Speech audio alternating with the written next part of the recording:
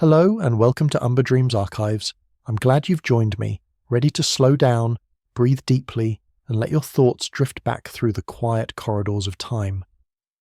This is your moment to leave the noise of the day behind, to step away from screens and deadlines and the relentless rush of now, and step gently into the marble halls of ancient Alexandria, where the greatest collection of human knowledge ever assembled once lived and breathed and whispered its secrets to scholars who travelled across oceans just to read a single scroll. Here, in this space between past and present, we wander together through vanished worlds that time tried to erase but couldn't quite forget. We walk through columned reading rooms where sunlight filtered through high windows, illuminating dust motes that danced above tables covered in papyrus and parchment. We stand in chambers where voices once debated mathematics and medicine and the movements of stars, where hands copied texts letter by letter, preserving words that had travelled from Babylon and Athens and lands whose names we've forgotten. We imagine the librarians who dedicated entire lifetimes to cataloguing scrolls, connecting ideas across centuries and civilizations in webs of wisdom that stretch from the pyramids to the edge of the known world. Each episode here isn't just about dates and disasters. It's not about memorizing when buildings burned, or empires fell, or which conquering army destroyed which monument catalogued in history books. It's about what we lost, not just in flames and politics and the slow decay of neglect, but in the silencing of voices, the forgetting of stories, the questions that died before anyone could answer them. It's about the beauty of knowledge itself, the mystery of what once existed, the profound tragedy of wisdom turned to ash and smoke and fading memory. If you enjoy these quiet journeys through time, a like and subscribe help keep this channel alive, help us continue exploring together. But for now, you don't need to do anything but listen. In the year 331 before the Common Era, Alexander the Great stood on a stretch of Egyptian coastline between the Mediterranean Sea and Lake Margotis, and he dreamed of a city. Not just any city, but a place where East would meet West, where Greek philosophy would dance with Egyptian wisdom, where the learning of Persia and India and distant lands would flow together like rivers meeting the sea. He sketched plans in the sand, traced the outline of broad avenues and harbours that would welcome ships from every corner of the known world. Then he left, chasing conquest and glory eastward, never seeing the city that would bear his name rise from those sandy shores into something far greater than even he imagined. By the time his general Ptolemy claimed Egypt as his kingdom after Alexander's death, Alexandria had already begun transforming into something extraordinary. Ptolemy understood that empires built on swords alone crumble quickly, but empires built on knowledge, on culture, on the systematic gathering and preservation of human wisdom, those empires echo through eternity. He envisioned a Mausion, a temple to the Muses, a place where scholars could live and work and think without the burden of earning bread or pleasing kings, where the only currency that mattered was truth and discovery, and the relentless pursuit of understanding. The city itself seemed designed by gods who loved learning. Broad streets laid out in perfect grids connected neighbourhoods where Greek merchants lived beside Egyptian priests, where Jewish scholars debated with Syrian mathematicians, where languages mixed and merged and created new ways of seeing the world. The harbour welcomed ships carrying not just grain and gold and exotic spices, but something far more precious, scrolls and tablets and papyrus sheets covered in the accumulated knowledge of humanity. The lighthouse, one of the wonders of the ancient world, rose nearly 400 feet above the harbour entrance, its fire visible for miles across dark waters, guiding not just ships but pilgrims of knowledge toward Alexandria's gleaming shores. The air smelled of salt and papyrus ink, of the acacia wood used to make scroll cases, of incense from temples and the distinctive scent of the Egyptian paper factories, where papyrus reeds were pressed and dried and transformed into sheets ready to receive words. In the markets, you could hear a dozen languages spoken in the space of a single street, Greek and Egyptian and Aramaic and Persian and tongues, from places so distant that even their names sounded like music from dreams. This was the world that birthed the Great Library, not in isolation, but in the fertile chaos of cultures colliding and combining, in the electricity that happens when curious minds from vastly different traditions suddenly find themselves breathing the same air, walking the same streets, asking the same eternal questions about the nature of existence and the movements of stars and the proper way to live a human life. Ptolemy I began the collection, but it was his son, Ptolemy II, who transformed ambition into obsession. He wanted every book, every scroll, every tablet ever written. He wanted the complete library of human thought, gathered in one place, protected and preserved, and made available to anyone with the courage to seek wisdom. It was an impossible dream, audacious beyond measure, the kind of goal that should have died in the harsh light of practical reality. But in Alexandria, at the edge of two worlds, where the Mediterranean met Africa and Greek met Egyptian, and the possible expanded into territories previously reserved for gods and madmen, impossible dreams had a way of taking root and growing into something real, something that would change the trajectory of human civilization in ways both beautiful and terrible, in ways we're still discovering 3 millennia later when we sift through fragments and try to imagine what once existed in those marble halls beside the sea. The ships arrived in Alexandria's harbour carrying grain from Sicily, olive oil from Greece, purple dye from Phoenicia, and always, hidden among legitimate cargo or tucked into passenger belongings, books. The harbour inspectors working for the Ptolemaic dynasty had unusual instructions. They were to search every vessel not for contraband weapons or illegal goods, but for texts. Any scroll, any book, any written document found on arriving ships was to be confiscated immediately and brought to the library. This was not theft exactly, though ship captains and travelling merchants certainly used stronger words when their precious books vanished into the hands of royal officials. The library promised to return the texts, and technically they did. What arrived back at the ships were fresh copies, beautifully made reproductions on high-quality papyrus, the words carefully transcribed by skilled scribes who rarely made errors. But the originals remained in Alexandria, catalogued and stored in the vast collection that grew larger every day, every week, every year, swelling beyond anything the world had ever seen or imagined possible. Demetrius of Phalerum, the library's first director, understood something profound about knowledge.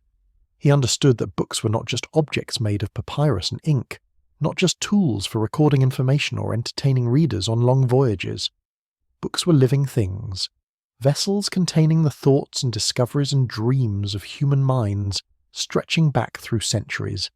Every scroll held a voice that would otherwise be lost to time, a perspective unique and irreplaceable, a fragment of human experience captured and preserved against the inevitable decay that claimed all flesh and bone and memory. He began with the obvious acquisitions. The library purchased the complete works of the great Greek tragedians, Aeschylus and Sophocles and Euripides. Not just one copy, but the official state copies held in Athens, the authoritative versions against which all other copies were checked. Athens protested, demanded the return of their cultural treasures, held Ptolemy to his promise that the text would come back. Ptolemy paid the enormous deposit required, received the precious scrolls, and promptly sent back copies, forfeiting the massive sum as if it were pocket change. The originals stayed in Alexandria, but Greek literature was only the beginning, the familiar foundation upon which something far more ambitious would be built. Demetrius sent agents across the known world with one simple mission: find books, buy books, copy books, steal books if necessary, but bring knowledge back to Alexandria. They travelled to Babylon and returned with astronomical texts written in cuneiform on clay tablets, observations of planetary movements recorded over centuries by Chaldean priests who watched the night sky with religious devotion. They journeyed to Persia and brought back Zoroastrian religious texts, philosophical treatises, histories of empires that had risen and fallen long before Greece dreamed of glory. Jewish scholars arrived carrying scrolls of their sacred texts, and the library acquired what would become the Septuagint, the Greek translation of Hebrew scriptures that allowed non-Jewish scholars to access and study the Torah for the first time. Indian traders brought texts on mathematics and medicine, revealing concepts and surgical techniques unknown in the West. Egyptian priests contributed papyri thousands of years old, hieroglyphic texts recording the building of pyramids, the reigns of pharaohs, religious ceremonies performed when the world was young and Greece didn't exist. The discovery that changed everything wasn't a single text or a particular scroll arriving on a particular day. The discovery was more subtle, more profound, more revolutionary than that. The discovery was this: human knowledge was vast beyond imagining, diverse beyond comprehension, and terrifyingly fragile. Most texts existed in only 1 or 2 copies, held in private collections or temple libraries, vulnerable to fire and flood and the simple passage of time that turned papyrus brittle and ink faint and words into dust. The librarians of Alexandria discovered that they were not simply collecting books. They were racing against oblivion itself, gathering and copying and preserving texts before war or negligence, or the slow decay of centuries erased them forever. They discovered that knowledge, once lost, might never be recovered, that voices silenced by destruction might never speak again, that humanity's accumulated wisdom was not an inevitable inheritance, but a fragile treasure requiring active, constant, vigilant protection. This discovery, this understanding of how easily everything could vanish, transformed the library from a prestigious royal project into something approaching a sacred mission. The scrolls became more than objects, more than even repositories of knowledge. They became irreplaceable fragments of human consciousness, proof that people had lived and thought and questioned and discovered across vast stretches of time and space, proof that deserved preservation, demanded preservation, required the dedication of entire lifetimes to ensure that future generations would inherit what previous generations had so carefully, so lovingly created and passed down through the uncertain darkness of history. The invitation went out across the ancient world like ripples from a stone dropped in still water, spreading outward through trade routes and diplomatic channels, carried by merchants and sailors and travellers who understood that something unprecedented was happening in Alexandria. The Ptolemies were offering scholars something almost unimaginable, the freedom to pursue knowledge without worry, without the need to please patrons or teach wealthy students or compromise their research to earn bread and shelter. They would be housed in the museum, fed at the king's expense, given access to the greatest collection of texts ever assembled, and asked only to think, to study, to discover, to push the boundaries of human understanding further than they had ever been pushed before. They came, from Athens and Syracuse, from Rhodes and Pergamon, from distant Asian cities whose names the Greeks could barely pronounce. They came, young scholars burning with ambition, older men carrying the accumulated wisdom of decades, specialists in mathematics and medicine and astronomy and grammar and philosophy and every other field of learning that humanity had developed. They brought their own scrolls, their personal collections and research notes, and they brought something even more valuable: questions, unsolved problems, mysteries that had haunted them for years. Puzzles they hoped the library's vast resources might finally help them answer. The mathematician Euclid arrived and began the work that would produce the elements, his systematic organization of geometric knowledge that would remain the standard mathematics textbook for more than 2,000 years. In the library's quiet halls, surrounded by texts from Egypt and Babylon and Greece, he synthesized centuries of mathematical thought into propositions and proofs that built upon each other with perfect logical clarity, creating a monument to human reason that would outlive empires and religions and entire civilizations. Eratosthenes came from Cyrene, a poet, an athlete and scholar whose curiosity ranged across every field of knowledge. He became the library's 3rd director, and it was here, using the library's collected geographical texts and astronomical observations, that he calculated the Earth's circumference with remarkable accuracy, using nothing but the angle of shadows at different locations and brilliant geometric reasoning. He measured the planet without leaving Egypt, proving that the world was larger than anyone had imagined, and that human ingenuity could reach beyond the limits of direct observation into realms of truth accessible only through mathematics and logic. Aristarchus of Samos studied astronomical texts from Babylon and Egypt, observations spanning centuries, and proposed something that seemed insane to his contemporaries. The Earth moved around the Sun, not the other way around. The idea was too radical, too contrary to obvious sensory experience, and it died with him, lost and forgotten until Copernicus independently rediscovered it nearly 2,000 years later. But in Alexandria, surrounded by knowledge from different traditions, Aristarchus had the courage to question what everyone knew to be true, to propose that perhaps human senses deceived, that reality might be far stranger than appearance suggested. Callimachus, the poet and scholar, faced the practical problem that would define the library's greatest contribution. How do you organize 500,000 scrolls? How does anyone find anything in a collection so vast that no single person could read it all in 10 lifetimes? He created the Pinakies, the first library catalogue, organising text by author and subject, creating summaries and cross-references, essentially inventing the systematic classification of knowledge that every library since has used in one form or another. Hero of Alexandria, the engineer and inventor, used the library's technical text to design automated machines, pneumatic devices, even a primitive steam engine, proving that ancient knowledge combined with creative thinking could produce wonders that seemed like magic to those who didn't understand the principles underlying them. The scholars did not always agree. They debated fiercely in the museum's gardens and colonnaded walkways, arguing about the nature of reality and the proper interpretation of Homer, and whether atoms existed and what caused the Nile to flood, and countless other questions large and small. But their disagreements were not battles, but collaborations. Attempts to sharpen truth against the whetstone of opposing viewpoints, to test ideas until only the strongest survived. They learned from each other, these men from different lands and traditions. The Greek scholars discovered that Egyptian priests had been tracking planetary movements for millennia. The Babylonian astronomers had mathematical techniques far more sophisticated than anything developed in Athens. The Egyptian and Asian scholars gained access to Greek philosophical methods, the rigorous logic and systematic questioning that characterized Greek thought at its best. Ideas cross-pollinated, merged, created new approaches that no single tradition could have produced alone.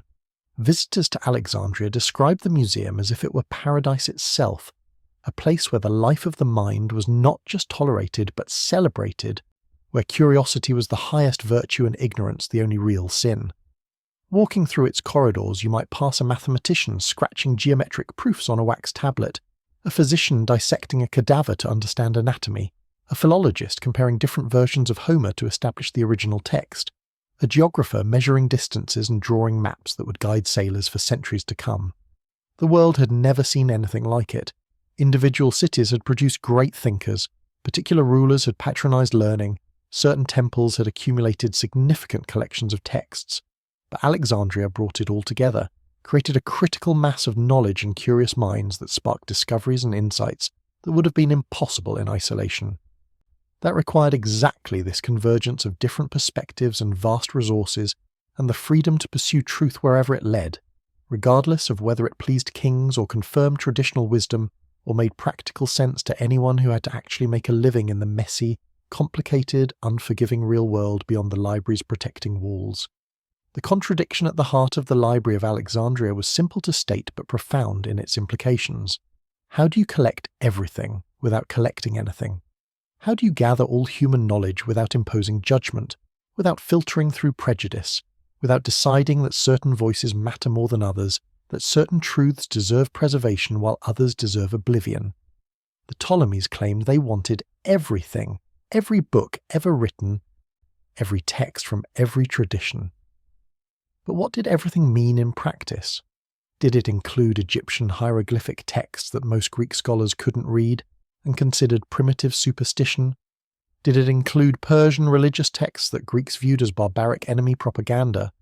Did it include Indian mathematical treatises whose notation and methods seemed alien and incomprehensible? Did it include Jewish religious scrolls that made exclusive claims about the nature of divinity? Did it include the oral traditions of African tribes that had never written anything down, but contained centuries of accumulated wisdom about medicine and astronomy and the natural world? The honest answer was complicated. The library collected widely, more widely than any institution before it, embracing texts from Babylon and Persia and India and lands even further east. But it collected primarily what arrived in Alexandria through trade and diplomatic channels, what scholars brought with them, what could be found and purchased and transported back to Egypt. The collection was biased toward the written over the oral, toward cultures that produced durable texts on papyrus or parchment, rather than traditions that lived in memory and song.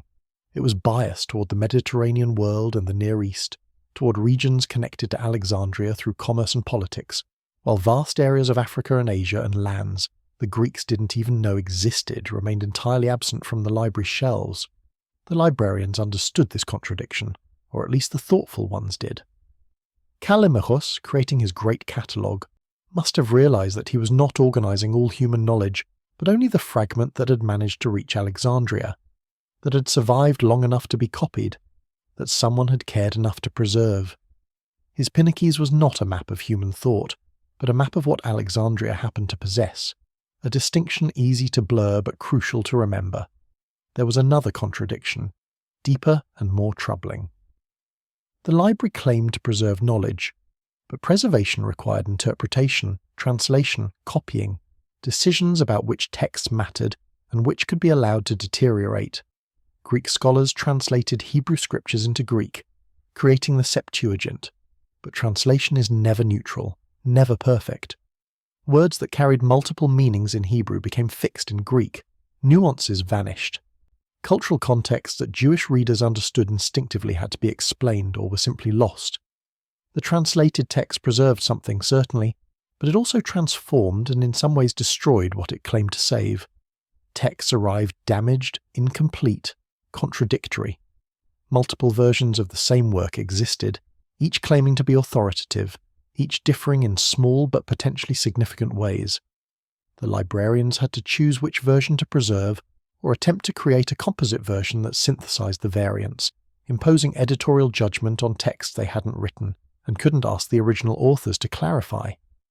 Every decision they made was an act of preservation and an act of alteration, saving and changing simultaneously, protecting texts from time while inevitably changing them in the process of protection. The contradiction extended even to the physical nature of scrolls themselves. Papyrus was organic, made from reeds, and organic materials decay. Scrolls became brittle with age, handling damaged them, even the act of reading gradually destroyed what it sought to access. The only way to preserve a text long-term was to copy it regularly, creating new scrolls before old ones became unreadable. But copying introduced errors, subtle changes, the scribe's own understanding or misunderstanding creeping into the text. A word copied wrong, a line skipped accidentally, a phrase that seemed unclear so the scribe helpfully corrected it, and suddenly the text was not quite what the author wrote. Not quite what the library claimed to preserve unchanged for future generations. Some scholars embrace this contradiction, arguing that knowledge should evolve, that texts copied and recopied across generations naturally improved as errors were caught and corrected, as commentaries and annotations accumulated, as understanding deepened. Others worried that they were losing something essential, that the further they moved from original manuscripts, the more they risked distorting or destroying the authentic voice of ancient authors. The Ptolemies wanted a library that would last forever, that would preserve human knowledge against all possible threats. But knowledge written on organic materials and maintained by mortal humans could never truly be permanent. The best they could hope for was continuous copying, continuous maintenance, continuous effort across generations, an eternal vigilance that required political stability and financial resources and cultural commitment that might not survive changes in dynasty or religion or the simple passage of time eroding everything it touched. The great contradiction of Alexandria was this. They built something magnificent and called it permanent, gathered knowledge and called it complete, preserved texts and changed them in the act of preservation. They created an institution that was simultaneously the greatest achievement of ancient scholarship and a beautiful illusion, a place where humanity tried to stop time and failed, but failed so gloriously that the attempt itself became immortal, more influential than most of the texts the library claimed to save.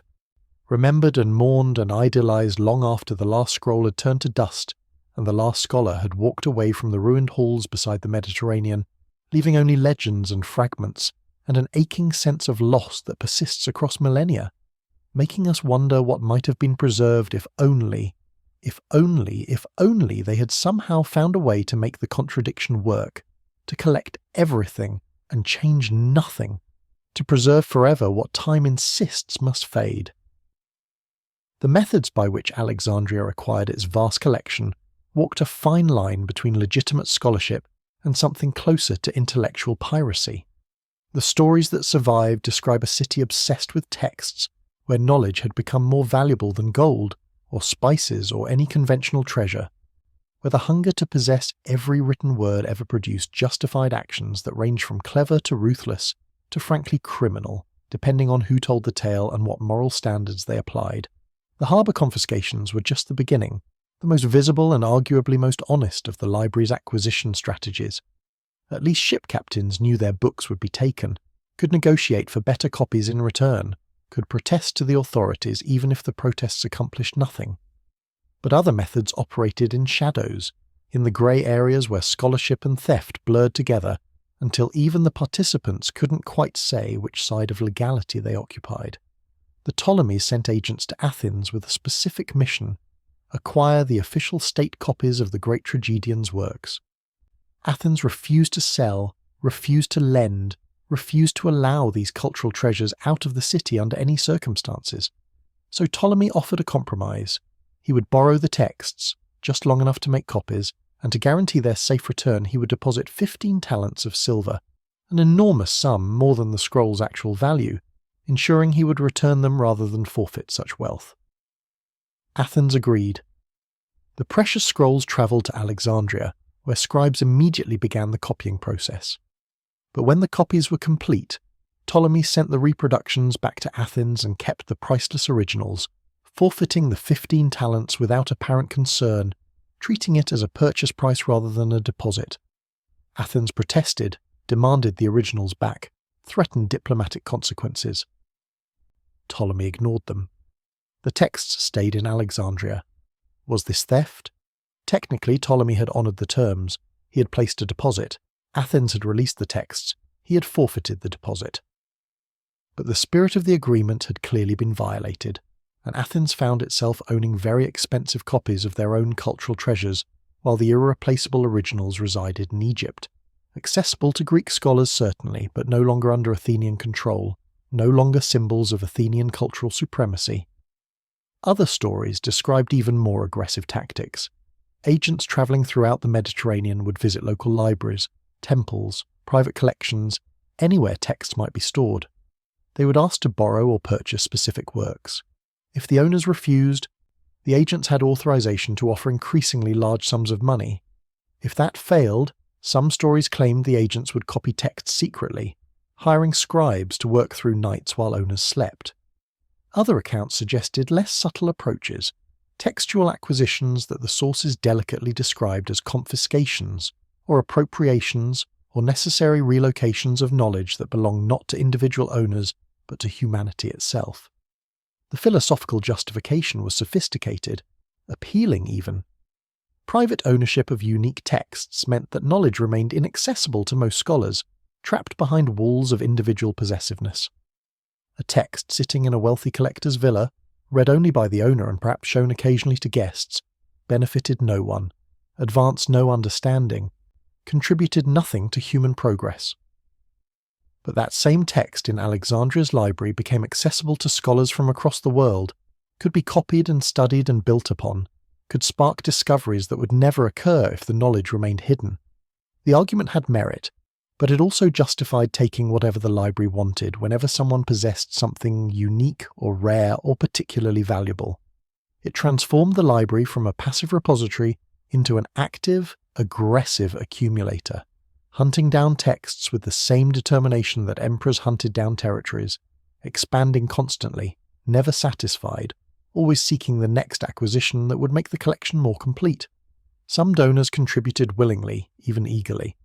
They understood that their private scrolls would deteriorate eventually, that their own deaths would leave texts vulnerable to heirs who might not value them, that only an institution like the library had the resources and commitment to preserve texts across generations.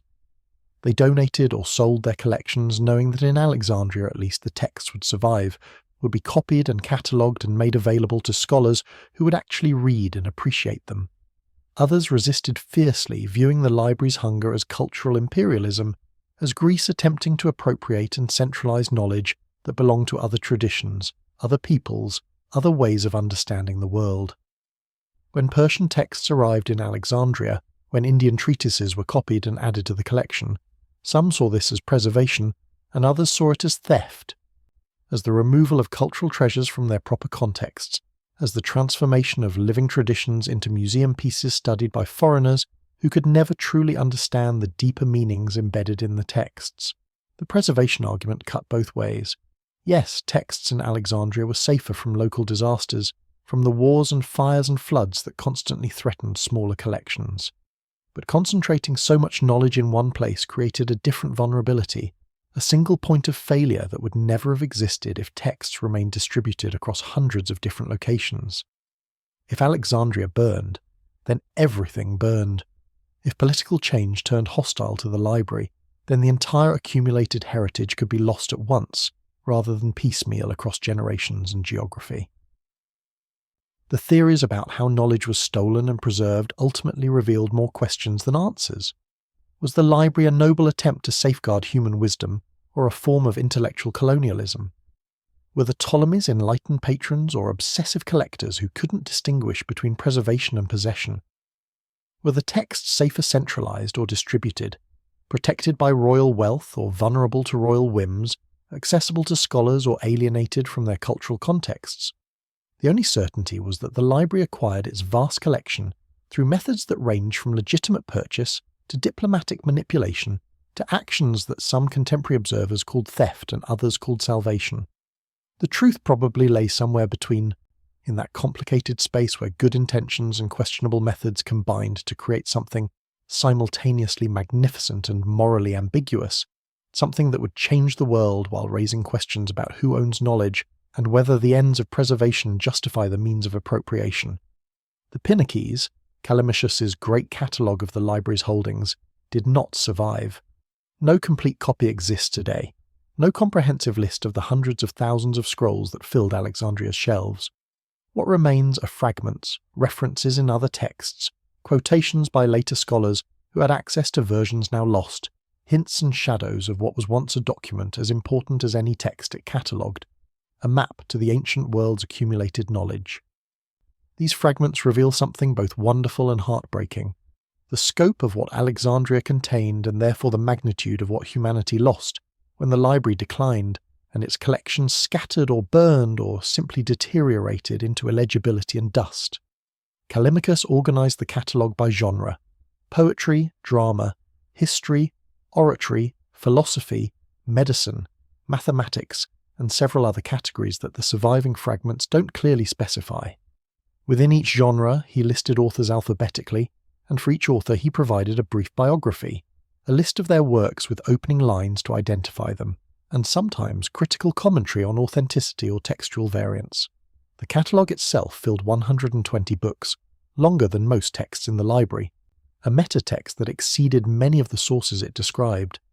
The investigation of what the library contained begins with these fragmentary references, these tantalizing glimpses of titles and authors whose works have vanished so completely that often only Callimachus's catalogue entry survives as proof they ever existed. Scholars today, studying these fragments, can reconstruct partial lists, incomplete but suggestive. The library held the complete works of the three great tragedians: Aeschylus, Sophocles, Euripides. But not just the 7 plays of Aeschylus that survive today, or the 7 of Sophocles or the 19 of Euripides. Aeschylus wrote 90 plays. Sophocles wrote 123. Euripides wrote 92. The library held them all, every tragedy, every satyr play, every experimental work that these masters produced across their long careers. What survived to modern times represents less than 10% of their total output, a tiny sample that may or may not reflect their best or most representative work. The catalogue listed comedies by Aristophanes and his contemporaries, historians beyond Herodotus and Thucydides, philosophers who developed ideas that never made it into the canonical tradition, scientists who made discoveries that were lost and had to be rediscovered centuries later by scholars who had no idea they were repeating ancient work. Medical texts filled entire sections. The catalogue referenced works by Hippocrates and his school, but also Egyptian medical papyra thousands of years old, Indian treatises on surgery and herbal medicine, Persian texts on diagnosis and treatment of diseases. The surviving fragments suggest that ancient medicine was far more sophisticated and internationally collaborative than most people realize, that knowledge about anatomy and pharmacology and surgical techniques had reached impressive levels before being lost and forgotten, forcing medieval physicians to work from much more limited understanding. Mathematical texts included not just Greek geometry, but Babylonian algebra, Egyptian surveying techniques, Indian work on zero and place value notation that wouldn't reach Europe for another 1,000 years.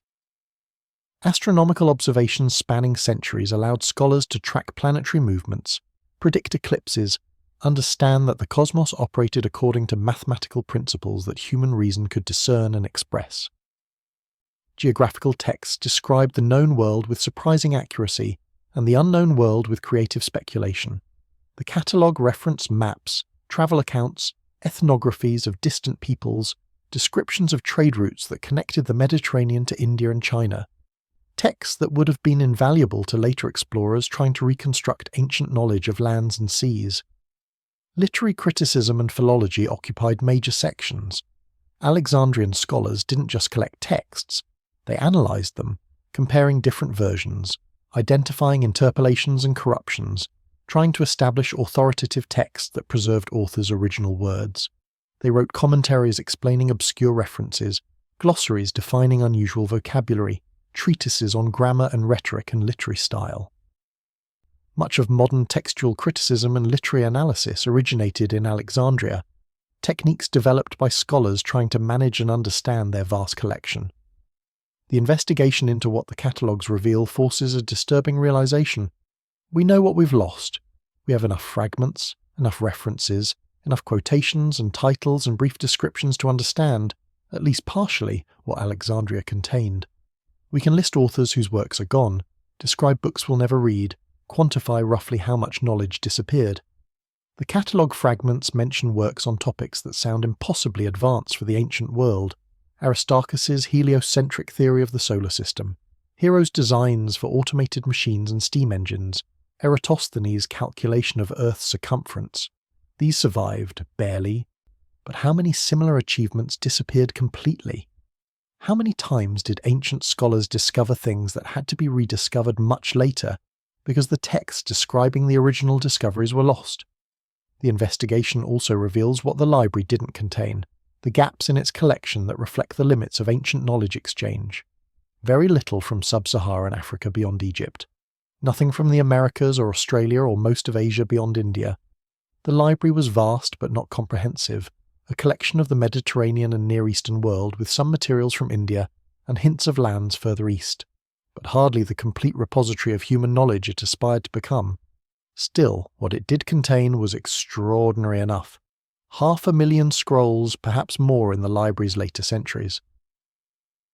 Tens of thousands of distinct works, centuries of accumulated observation and thought and creative expression.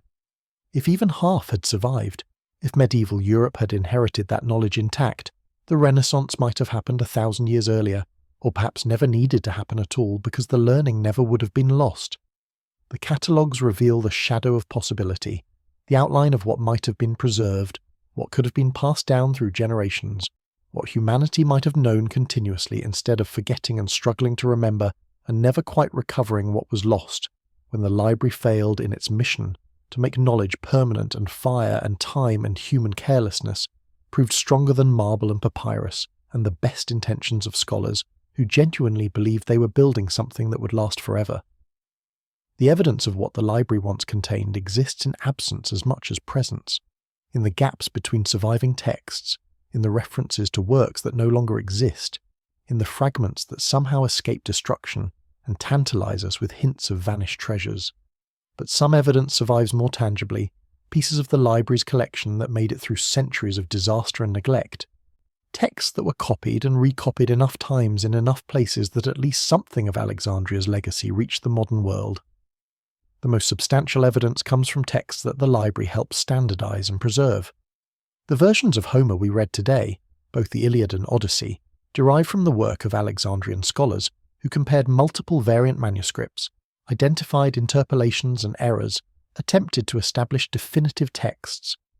Without their editorial work, we might have multiple contradictory versions of Homer, with no way to determine which most closely reflected the original.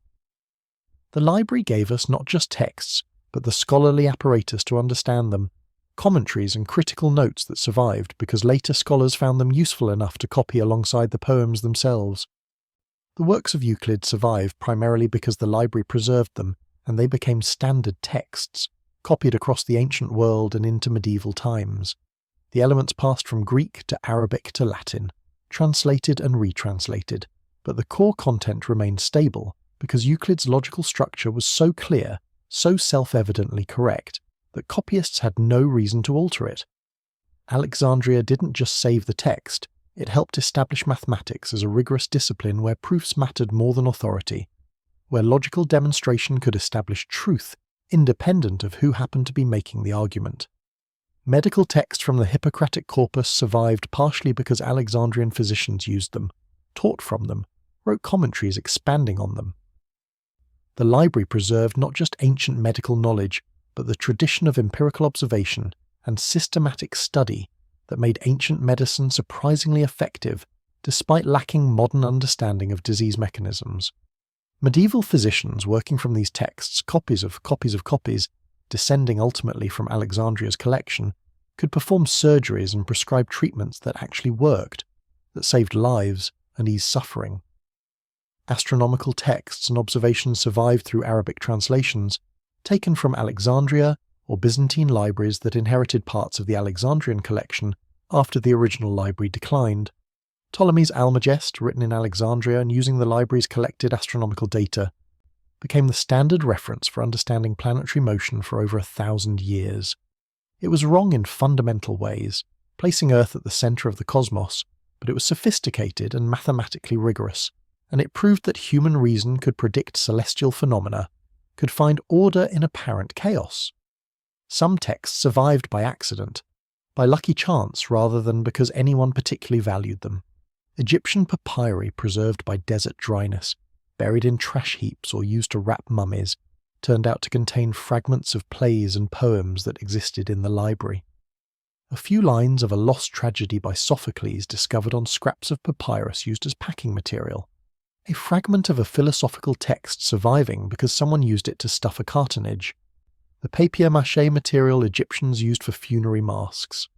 These accidental survivals prove that the library's collection truly was vast, that even common trash in Egypt might contain texts rare or unique, enough to excite modern scholars. The evidence also exists in what later writers quoted or referenced. Church fathers arguing against pagan philosophy quoted the philosophers extensively, preserving arguments they wanted to refute. Byzantine scholars making encyclopedias included excerpts from ancient texts, summaries and quotations that are now the only record that certain works ever existed. Arab scholars translating Greek texts into Arabic sometimes preserved works that vanished from the Greek world, keeping alive knowledge that Christian Europe had lost or deliberately suppressed. The Rosetta Stone, though not from the library itself, represents the kind of scholarship Alexandria pioneered.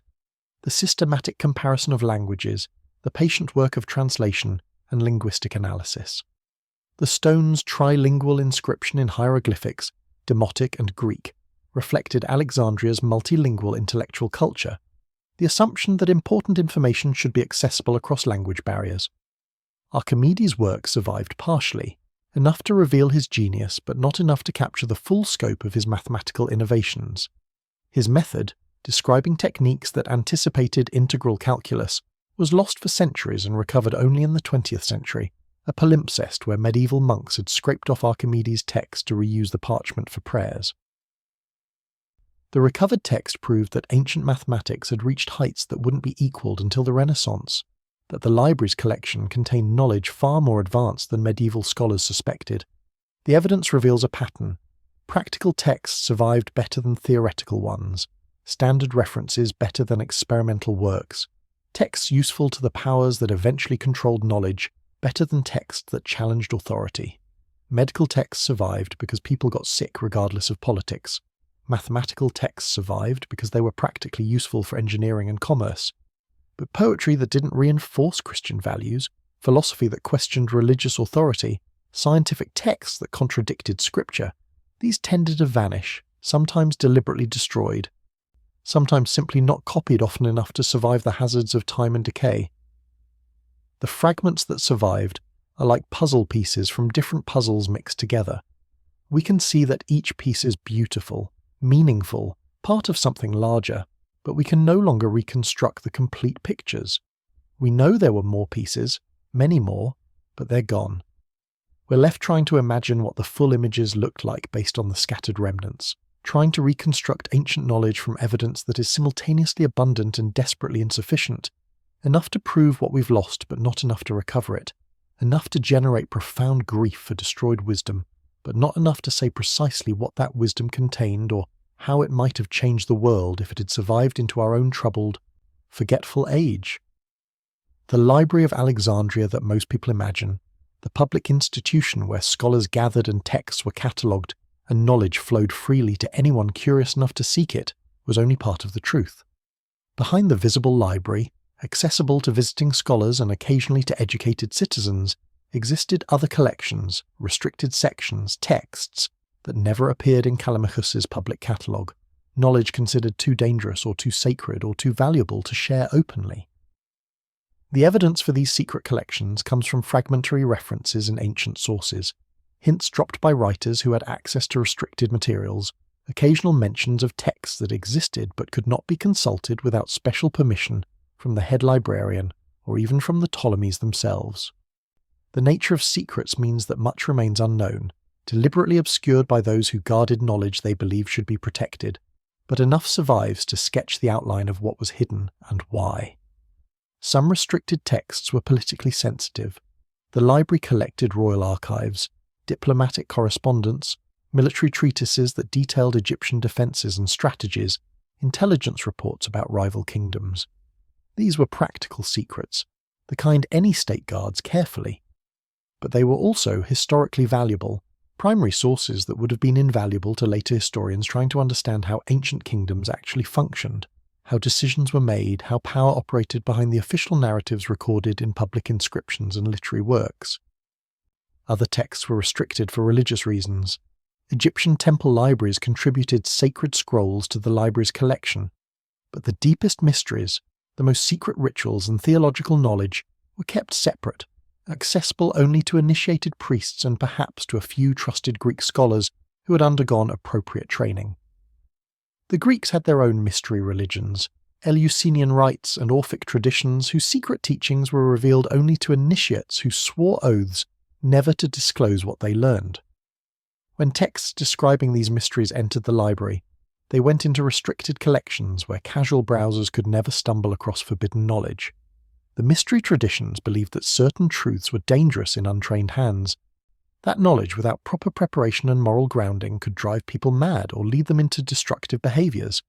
Whether this belief was justified or simply a way to maintain priestly authority, it meant that significant portions of ancient religious and philosophical thought remained hidden, taught orally to carefully selected students, but rarely if ever written down in accessible form.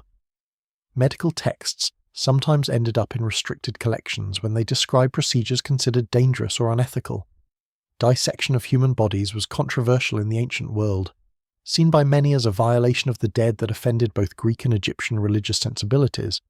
Yet some Alexandrian physicians practiced dissection, even occasionally vivisection of condemned criminals, justified as necessary for advancing anatomical knowledge. The texts describing these procedures, the detailed observations of internal organs and physiological systems, existed but were not freely available to anyone who happened to wander into the library. Magical and alchemical texts occupied a strange middle ground between legitimate knowledge and forbidden practice. The library collected texts on astrology, divination, the creation of talismans and potions, early alchemical experiments attempting to transmute metals or create elixirs of immortality. Some of this was serious scientific investigation, systematic observation, and experiment that would eventually evolve into chemistry and medicine. But some was fraud or delusion or genuinely dangerous.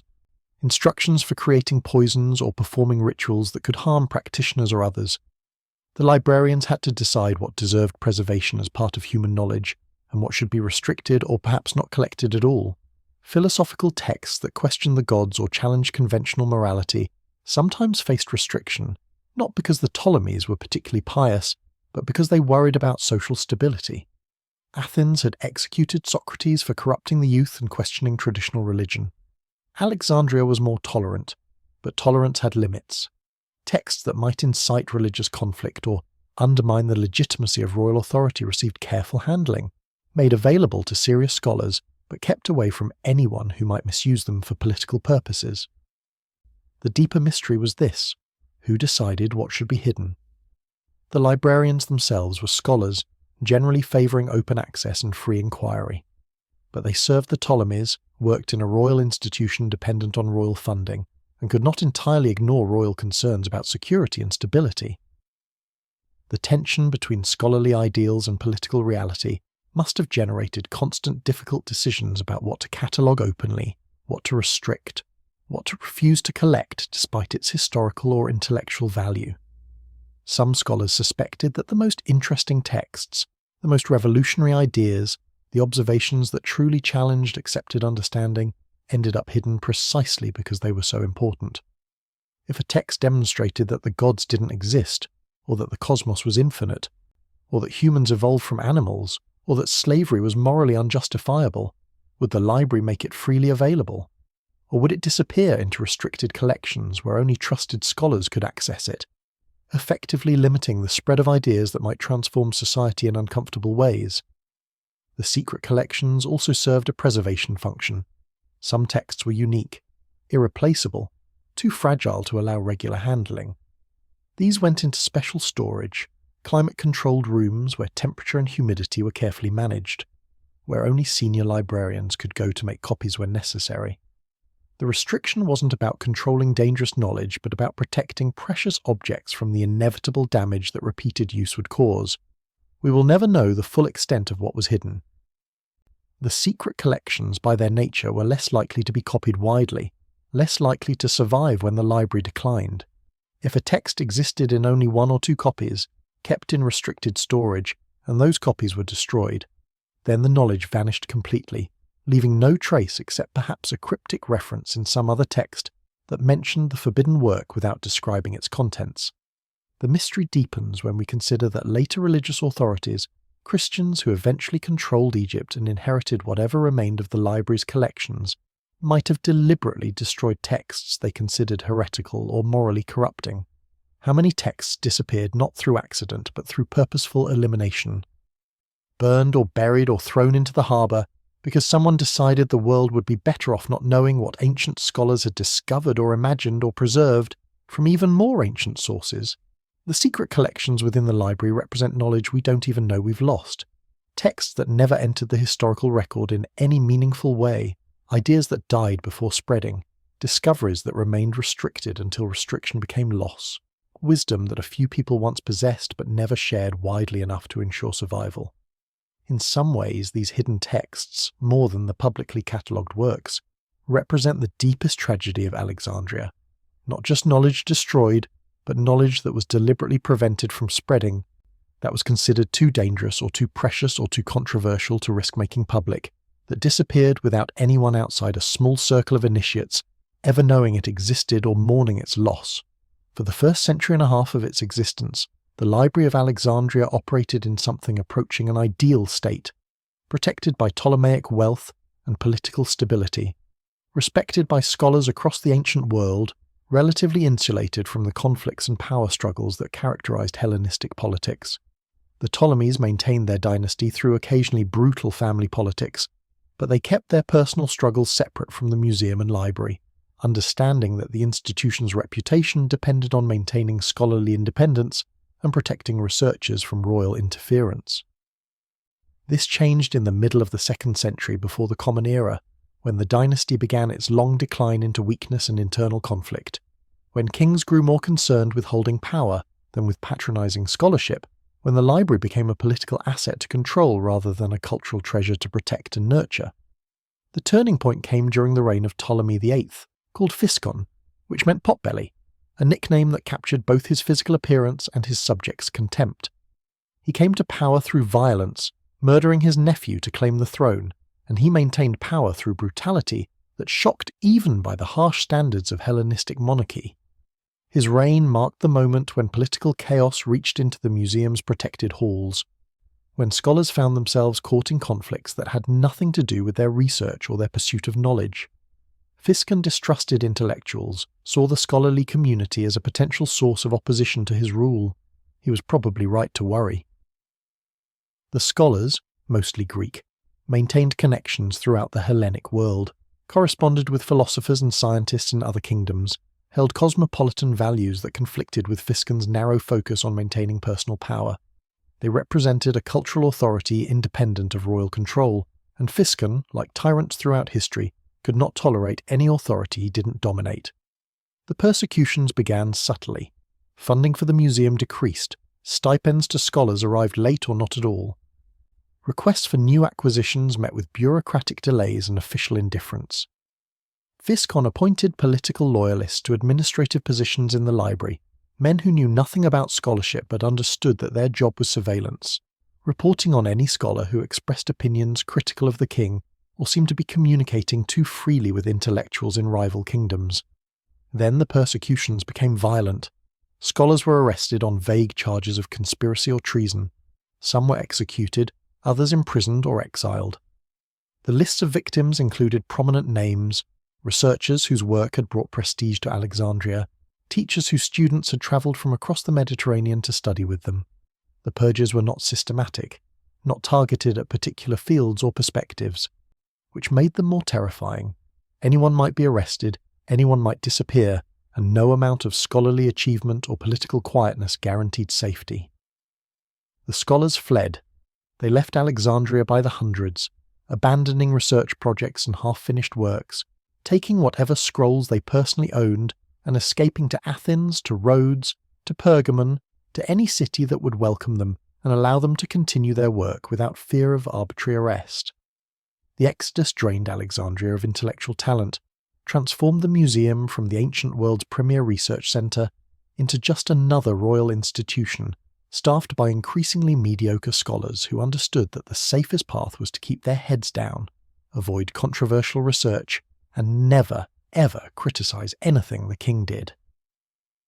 The library itself suffered differently but just as severely. With scholars gone, no one advocated for new acquisitions or the careful maintenance required to preserve the collection. Scrolls deteriorated from neglect. The copying program that had kept texts fresh by creating new versions before old ones became illegible slowed and eventually nearly stopped.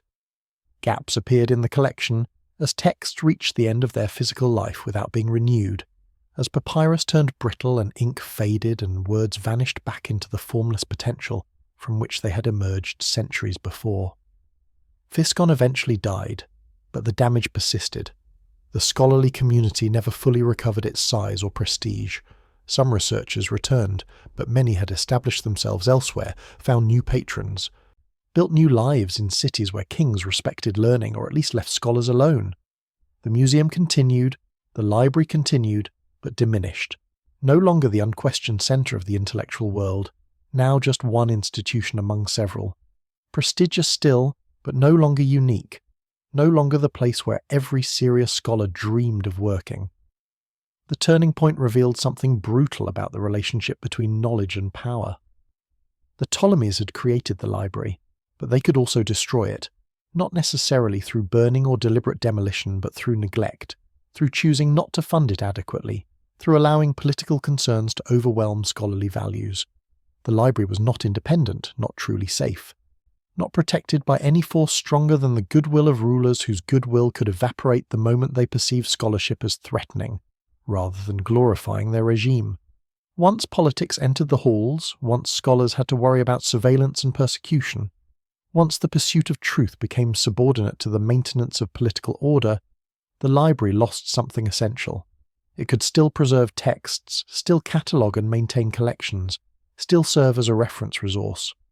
But the creative energy, the sense of unlimited possibility, the confidence that knowledge mattered more than power, that truth would ultimately triumph over prejudice and ignorance, these qualities vanished, replaced by caution and fear, and the grinding awareness that scholarship existed only at the pleasure of political authorities who could withdraw their support or their tolerance at any moment, for any reason or no reason at all.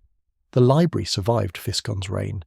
It survived several more turbulent reigns, periods of civil war and foreign invasion and dynastic collapse, but it never recovered what it lost when politics first entered the halls with violence, when scholars first learned that knowledge was not enough to protect them, that the pursuit of truth could be interrupted by power's arbitrary exercise, that the greatest collection of human wisdom ever assembled was ultimately vulnerable to the same forces that destroyed cities and toppled kingdoms and reduced ambitious civilizations to ruins and dust, and fragments that later generations would struggle to interpret and understand. The fire came from the harbour, from Roman ships burning in the winter of 48 before the Common Era, when Julius Caesar found himself trapped in Alexandria, besieged by Egyptian forces in the palace quarter, desperate and fighting for survival against an army that vastly outnumbered his small force of legionaries and allied troops. He needed to prevent the Egyptian fleet from controlling the harbour, from cutting off any possibility of reinforcement or escape by sea. So he ordered his men to set the ships on fire, to destroy the Egyptian navy before it could be used against him. The fire spread. Wind carried embers from the burning ships to warehouses along the waterfront, structures packed with grain and papyrus and goods waiting to be loaded onto vessels that would carry them across the Mediterranean. The warehouses burned with terrifying speed, dried papyrus igniting like tinder, flames leaping from building to building faster than anyone could organize effective firefighting. The fire reached storage facilities that held scrolls, some destined for export, others part of the library's overflow collection, texts that couldn't fit in the main buildings and were kept in auxiliary storage near the harbour. Scholars disagree about exactly what burned that winter. Some ancient sources claim the library itself was destroyed, that the main collection in the museum went up in flames, but this seems unlikely. The museum was not in the harbour district, was separated by enough distance that fires near the docks shouldn't have reached it. More careful reading of the sources suggests that what burned were warehouses containing scrolls, possibly 40,000 or more, a catastrophic loss but not the destruction of the library's entire collection. Still, 40,000 scrolls represented years of acquisitions, decades of careful copying, irreplaceable texts that might have been unique or existed in only a few copies. The loss was staggering even if the main library survived intact. Some of what burned might have been duplicate copies, texts the library already possessed in other versions, but some was certainly unique, knowledge that vanished in hours, reduced to ash that blew across the harbour and settled on waves that carried the remnants of human thought out to sea and oblivion. Caesar never apologised, never acknowledged the cultural catastrophe his military decision caused. He was fighting for his life, had no choice but to burn the ships, couldn't have predicted that the fire would spread so far or destroy so much. From his perspective, the loss of scrolls was regrettable, but hardly comparable to the loss of his army, his own death, the political consequences that would have followed if the Egyptians had defeated him. Military necessity trumped cultural preservation, as it always had, as it always would. The consequence of this first burning extended beyond the immediate loss of texts. It revealed the library's vulnerability, demonstrated that even Alexandria's greatest treasure could be damaged by forces that cared nothing for knowledge, that saw scrolls as flammable material like any other, that would sacrifice learning if military or political goals required sacrifice. The fire was accidental, collateral damage from a conflict that had nothing to do with the library, but it showed that accidents could be as destructive as deliberate attacks, that the concentration of so much knowledge in one place created a single point of failure that physical distribution across many cities would have avoided. Some scholars left after the fire, understanding that if it could happen once, it could happen again, that Alexandria was no longer safe, that the political chaos consuming the Ptolemaic dynasty and increasingly involving Rome threatened everything, including the institutions that had made Alexandria special. The brain drain that began under Physcon accelerated, spreading Alexandria's intellectual capital across the Mediterranean, weakening the city's scholarly dominance while ironically probably helping preserve some knowledge by distributing it geographically. The Egyptian government, such as it was in the final chaotic years of Ptolemaic rule, made efforts to rebuild the damaged portions of the collection. They acquired new texts, commissioned copies of works that had been lost, tried to restore what the fire had destroyed. But the process was slow, expensive, and incomplete. Some texts that burned were unique and couldn't be replaced. Others existed elsewhere but were difficult or impossible to acquire. The collection recovered partially, but never completely, carrying forward a wound that would never fully heal. The first burning also changed how people thought about the library. Before, it had seemed permanent, invulnerable, protected by its cultural importance and the wealth of the Ptolemies. After, everyone understood that it was fragile, mortal, subject to the same hazards that threatened any other human creation. The psychological impact of this realization may have been more damaging than the physical loss of scrolls. Scholars who had believed they were building something eternal now understood they were maintaining something temporary, that all their efforts might ultimately prove futile against fire and war, and time's inexorable erosion. There were other consequences, harder to measure but equally real. The fire destroyed some lines of research permanently, ended investigations that were just beginning to produce results, killed projects that depended on texts that no longer existed. Imagine a mathematician working on a problem, using techniques described in Babylonian tablets held in the library, making progress toward a breakthrough. Then the tablets burn, and the research stops, and the mathematician can no longer remember exactly what the text said, and the breakthrough never happens. That scenario played out across multiple fields, multiple projects, leaving gaps in ancient knowledge that sometimes were never filled, leaving questions that would have been answered if only certain texts had been stored somewhere other than the harbour district warehouses. The first burning was not the end of the library, not even close to the end, but it was the beginning of the end, the first major loss in a long decline that would continue for centuries, a slow death rather than a sudden catastrophe, a gradual diminishment of the collection through fire and neglect and theft, and the simple passage of time wearing away at papyrus and human commitment alike. The fire Caesar accidentally started burned more than scrolls.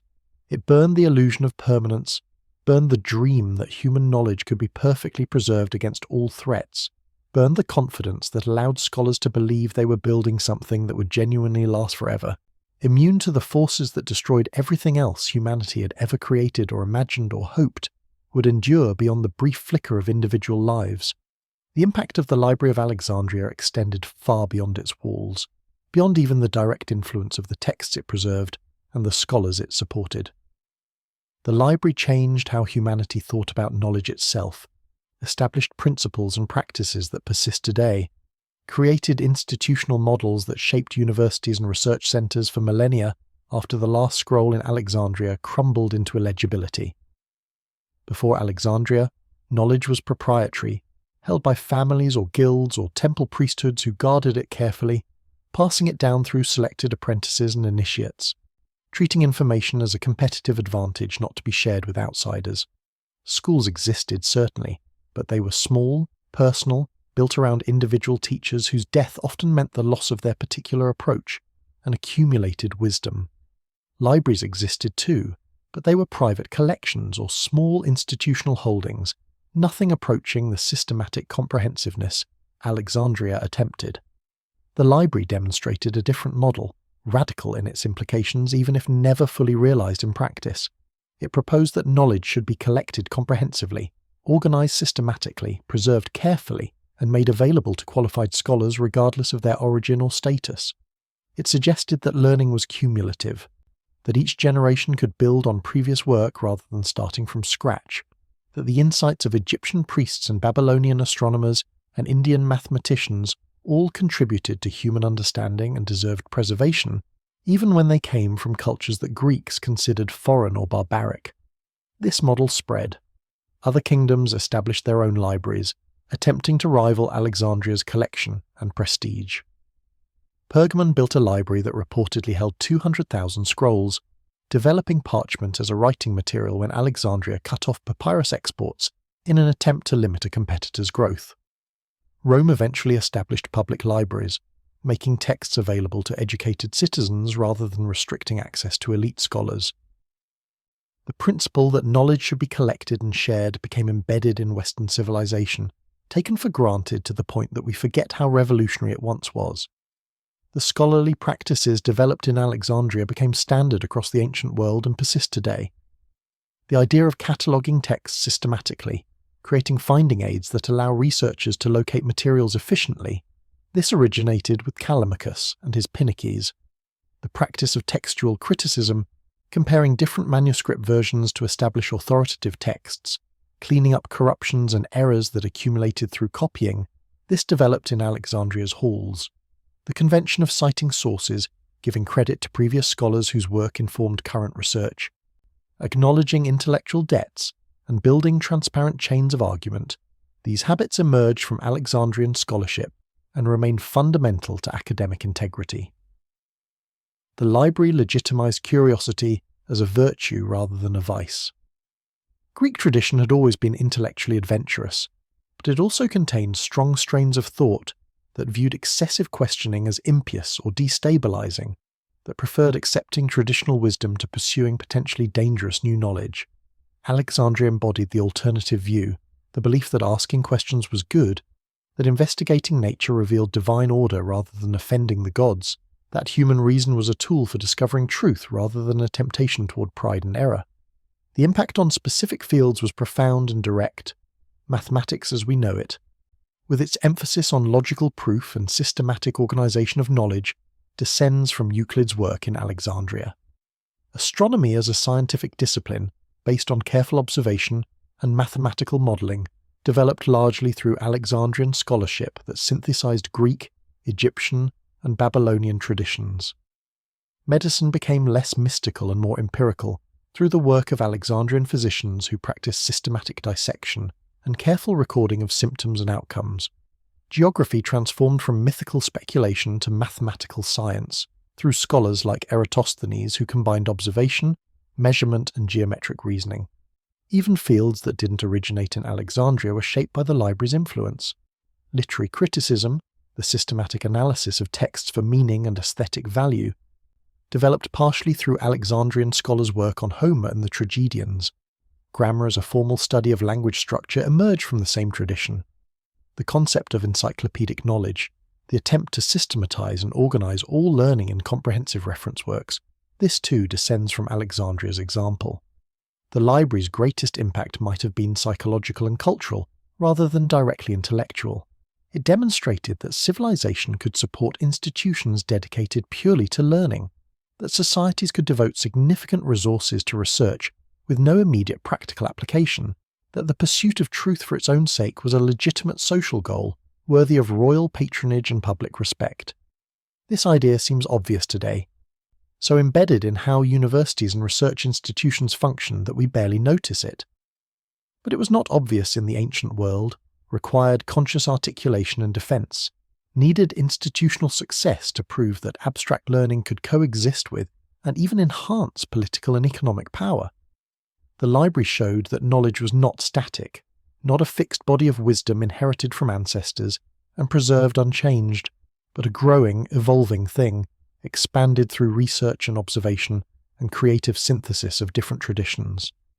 This dynamic view of knowledge, the understanding that current generations could discover things previous generations hadn't known, that humanity could genuinely progress in understanding rather than simply maintaining or declining from past peaks. This became fundamental to Western intellectual culture and ultimately to the scientific revolution that would transform the world millennia after Alexandria's decline. The impact extended into the Islamic world, which inherited many Alexandrian texts and scholarly practices through conquest and translation. Islamic scholars continued the Alexandrian tradition of collecting and synthesizing knowledge from multiple cultures, translating Greek philosophy and science into Arabic, preserving texts that Christian Europe had lost or suppressed, developing their own contributions in mathematics and medicine and astronomy that built directly on Alexandrian foundations. When these texts returned to Europe during the medieval period, they brought with them the Alexandrian approach to scholarship, helping spark the Renaissance and the eventual emergence of modern science. The Library of Alexandria changed civilization by proving that certain things were possible, that knowledge could be collected and organized and preserved and expanded systematically, that scholarship could be a communal enterprise spanning generations and cultures, that human understanding could genuinely increase rather than simply fluctuate between ignorance and rediscovery. It established an ideal that humanity has pursued, imperfectly and intermittently but persistently ever since, the dream that all knowledge might be gathered, made accessible, preserved against loss, allowing each generation to begin where the previous one ended rather than starting over from ignorance, and gradually recovering fragments of what had been known and forgotten too many times across the harsh, forgetful centuries of human existence.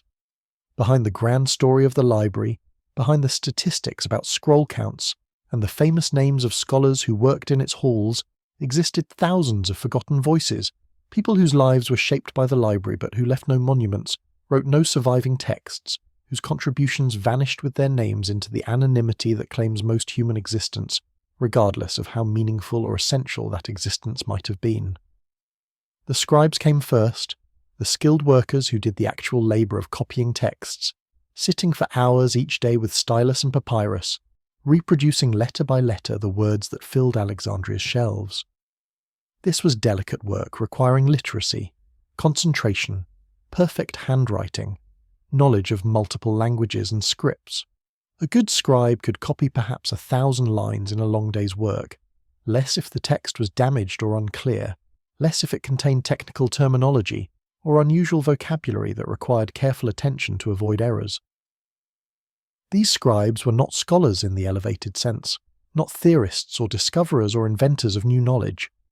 But without them the library could not have existed, could not have grown, could not have maintained its collection against the constant degradation that turned papyrus brittle and ink faint. The scribes were the library's immune system, its cellular-level maintenance crew, the workers who kept knowledge alive through the simple mechanical act of copying, preserving texts not through understanding necessarily, but through skilled, patient, repetitious labour that transformed scrolls from unique manuscripts into multiple copies distributed widely enough that the loss of one didn't mean total extinction. Some scribes specialised in particular languages or scripts. Egyptian hieroglyphic texts required scribes trained in a system that was already ancient, already becoming rare as hieroglyphics gave way to Demotic and Greek as Egypt's dominant written languages. Cuneiform texts from Babylon required specialists who could read wedge-shaped characters pressed into clay, translating them into Greek or reproducing them in their original form for scholars who wanted to study Mesopotamian languages. The library needed scribes fluent in Hebrew, Aramaic, Persian, Indian scripts, any writing system that might appear in texts arriving from distant lands. The copyists worked in scriptoriums, large rooms with good light, usually northern windows that provided steady illumination without the harsh direct sunlight that made writing difficult and would fade ink over time. They sat at desks or stood at high tables depending on their preference and the customs of their training. The work was monotonous, demanding, occasionally painful as hands cramped from hours of holding styluses, as eyes strained to read damaged originals or work in failing light, as backs ached from hunching over texts. Mistakes happened despite care and skill. A letter misread, a word skipped, a line accidentally repeated or omitted, and suddenly the copied text diverged from the original, introduced an error that might persist through subsequent copyings, might eventually corrupt the text beyond recognition, or change meanings in subtle but significant ways. The best scribes developed checking procedures, reading through copies against originals, marking corrections, attempting to maintain accuracy across multiple generations of reproduction. But perfect accuracy was impossible, and every copy introduced potential errors that accumulated over time. The librarians who managed the collection came next in the hierarchy, men who handled the physical organisation of scrolls, maintained the catalogues, retrieved texts for researchers, shelved materials after use, checked for damage, and scheduled copying when deterioration made it necessary. These librarians needed to know the collection intimately, needed to remember where text was stored, how the catalogue system worked, which scrolls were fragile and which could withstand frequent handling. Some of these librarians were failed scholars, men who had come to Alexandria hoping to make names through research, but lacked the brilliance or luck or patronage to succeed, who found employment in the library doing less prestigious but essential work. Others were lifelong specialists in organisation and management, men who loved order and systems more than abstract knowledge, who took satisfaction in maintaining catalogues and ensuring that nothing was lost or misfiled, that any requested text could be located and delivered efficiently. There were maintenance workers who cleaned the library's halls, swept floors, opened windows for ventilation, maintained the oil lamps that provided light when natural illumination failed. There were guards who controlled access, preventing theft and ensuring that only authorized users entered restricted areas. There were accountants who tracked expenditures, purchasing agents who negotiated with dealers to acquire new texts, administrators who managed budgets and reported to the Ptolemaic bureaucracy. The teachers formed another forgotten group, scholars who worked in the museum but whose primary role was education rather than research, men who taught students the basics of mathematics and philosophy and medicine, who guided young researchers in their first projects, who transmitted knowledge from one generation to the next through patient instruction. These teachers rarely produced original work, rarely made discoveries that earned them fame or recognition. But they shaped dozens or hundreds of students across long careers, influenced how the next generation approached learning, determined what knowledge survived by choosing what to teach and what to omit. The students themselves, thousands of young men who travelled to Alexandria to study, who attended lectures and read scrolls and struggled to understand complex texts, who asked questions and pursued interests that sometimes led to original contributions and sometimes led nowhere, but represented genuine engagement with learning. Most of these students vanished without trace, their names unrecorded, their youthful efforts forgotten. Their adult lives lived in cities far from Alexandria, where they used what they had learned to teach others, or practice medicine, or perform calculations for merchants, or simply impressed friends with their education. The human element of the library included families, wives and children of scholars and scribes and librarians, people who lived in Alexandria because the library employed someone they loved, whose lives were shaped by the institution even if they never entered its halls. It included servants who cooked meals and cleaned houses and cared for children, freeing scholars to focus on research. It included merchants who sold papyrus and ink, artisans who made scroll cases and reading stands, workers who maintained the buildings and gardens. All these voices, thousands of them across the library's centuries of operation, contributed something essential to the institution's success. The library was not an abstract collection of scrolls or an impersonal repository of knowledge. It was a human creation, maintained by human labour, dependent on thousands of individual decisions and actions and small kindnesses and professional competence from people whose names we will never know, whose contributions will never be recognised with monuments or scholarly articles or grateful mentions in history books, but without whom nothing else would have been possible, without whom the famous scholars could not have worked, and the scrolls could not have been preserved, and the knowledge that changed civilization could not have survived long enough to change anything. Not everyone celebrated the Library of Alexandria. From its founding, the institution faced opposition from groups who saw it as threatening, unnecessary, or fundamentally misguided in its assumptions about knowledge and its proper role in society. Understanding this opposition reveals the tensions that surrounded learning in the ancient world, the real costs and risks that accompanied the pursuit of comprehensive knowledge. The traditionalists opposed the library's eclecticism, its willingness to collect texts from cultures they considered inferior. Greek intellectuals had a complex relationship with non-Greek civilizations, simultaneously respecting Egyptian antiquity and Persian accomplishments, while maintaining a sense of Greek cultural superiority, a conviction that Greeks had perfected philosophy and literature and political organization in ways that barbarians, regardless of their own achievements, could never match. The library's systematic collection of non-Greek texts implied equality, suggested that Persian wisdom and Egyptian science and Indian mathematics deserved the same respect and preservation as Greek philosophy. This bothered people who believed Greek civilization represented humanity's peak, that further progress would come from refining Greek thought rather than contaminating it with foreign influences. They worried that exposing Greek students to Egyptian mysticism or Persian religious ideas would corrupt Greek rationality, that the clarity of Greek philosophy would be muddied by mixing it with traditions that lacked rigorous logical foundations. The library's universalism threatened Greek intellectual purity, suggested that truth might exist outside Greek culture, that Greeks might learn from barbarians rather than simply teaching them.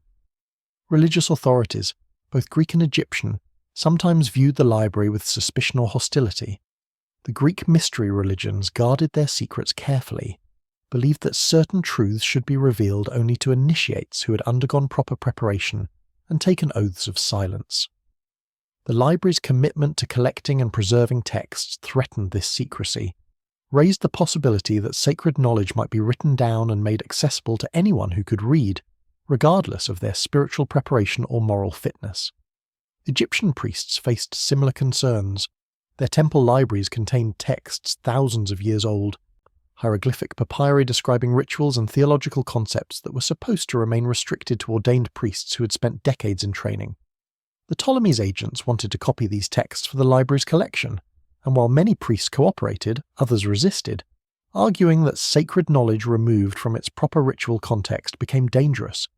that texts without living teachers to explain them would be misunderstood and misused. Some religious critics went further, arguing that the accumulation of knowledge itself was spiritually dangerous, that it encouraged pride and self-sufficiency, that it tempted people to trust human reason rather than divine revelation. The library represented an essentially secular approach to truth, the belief that observation and logic and systematic study could discover reality without needing gods or prophets or sacred texts. This threatened religious authority, suggested that priests were unnecessary, that individuals could find truth directly through their own efforts. Political opposition came from multiple sources. Some Alexandrian citizens resented the resources devoted to the library, arguing that the money could be better spent on public works or military forces or programs that benefited ordinary people rather than elite scholars. The library served the Ptolemaic dynasty's prestige more than it served common citizens, and when economic problems or military defeats strained royal finances, opposition grew to what critics portrayed as wasteful spending on an institution that produced nothing practical, that couldn't be eaten or worn or used to defend the kingdom. Rival cities opposed Alexandria's dominance, resented the way the library drained scholarly talent from other centres of learning.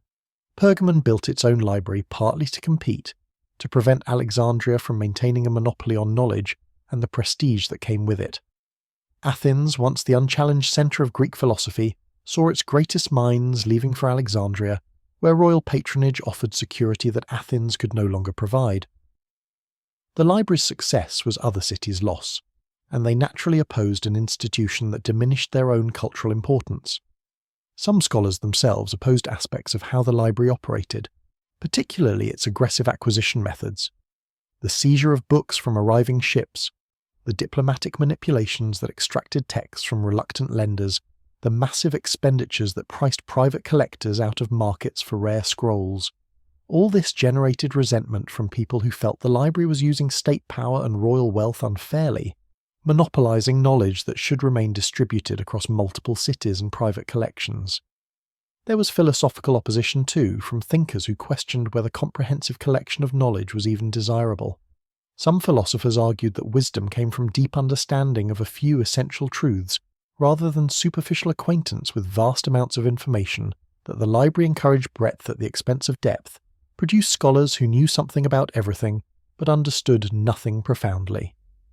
The Cynics and some Stoics particularly criticized the library's implicit materialism, its focus on physical texts rather than on the ethical and spiritual transformation that they saw as philosophy's true purpose.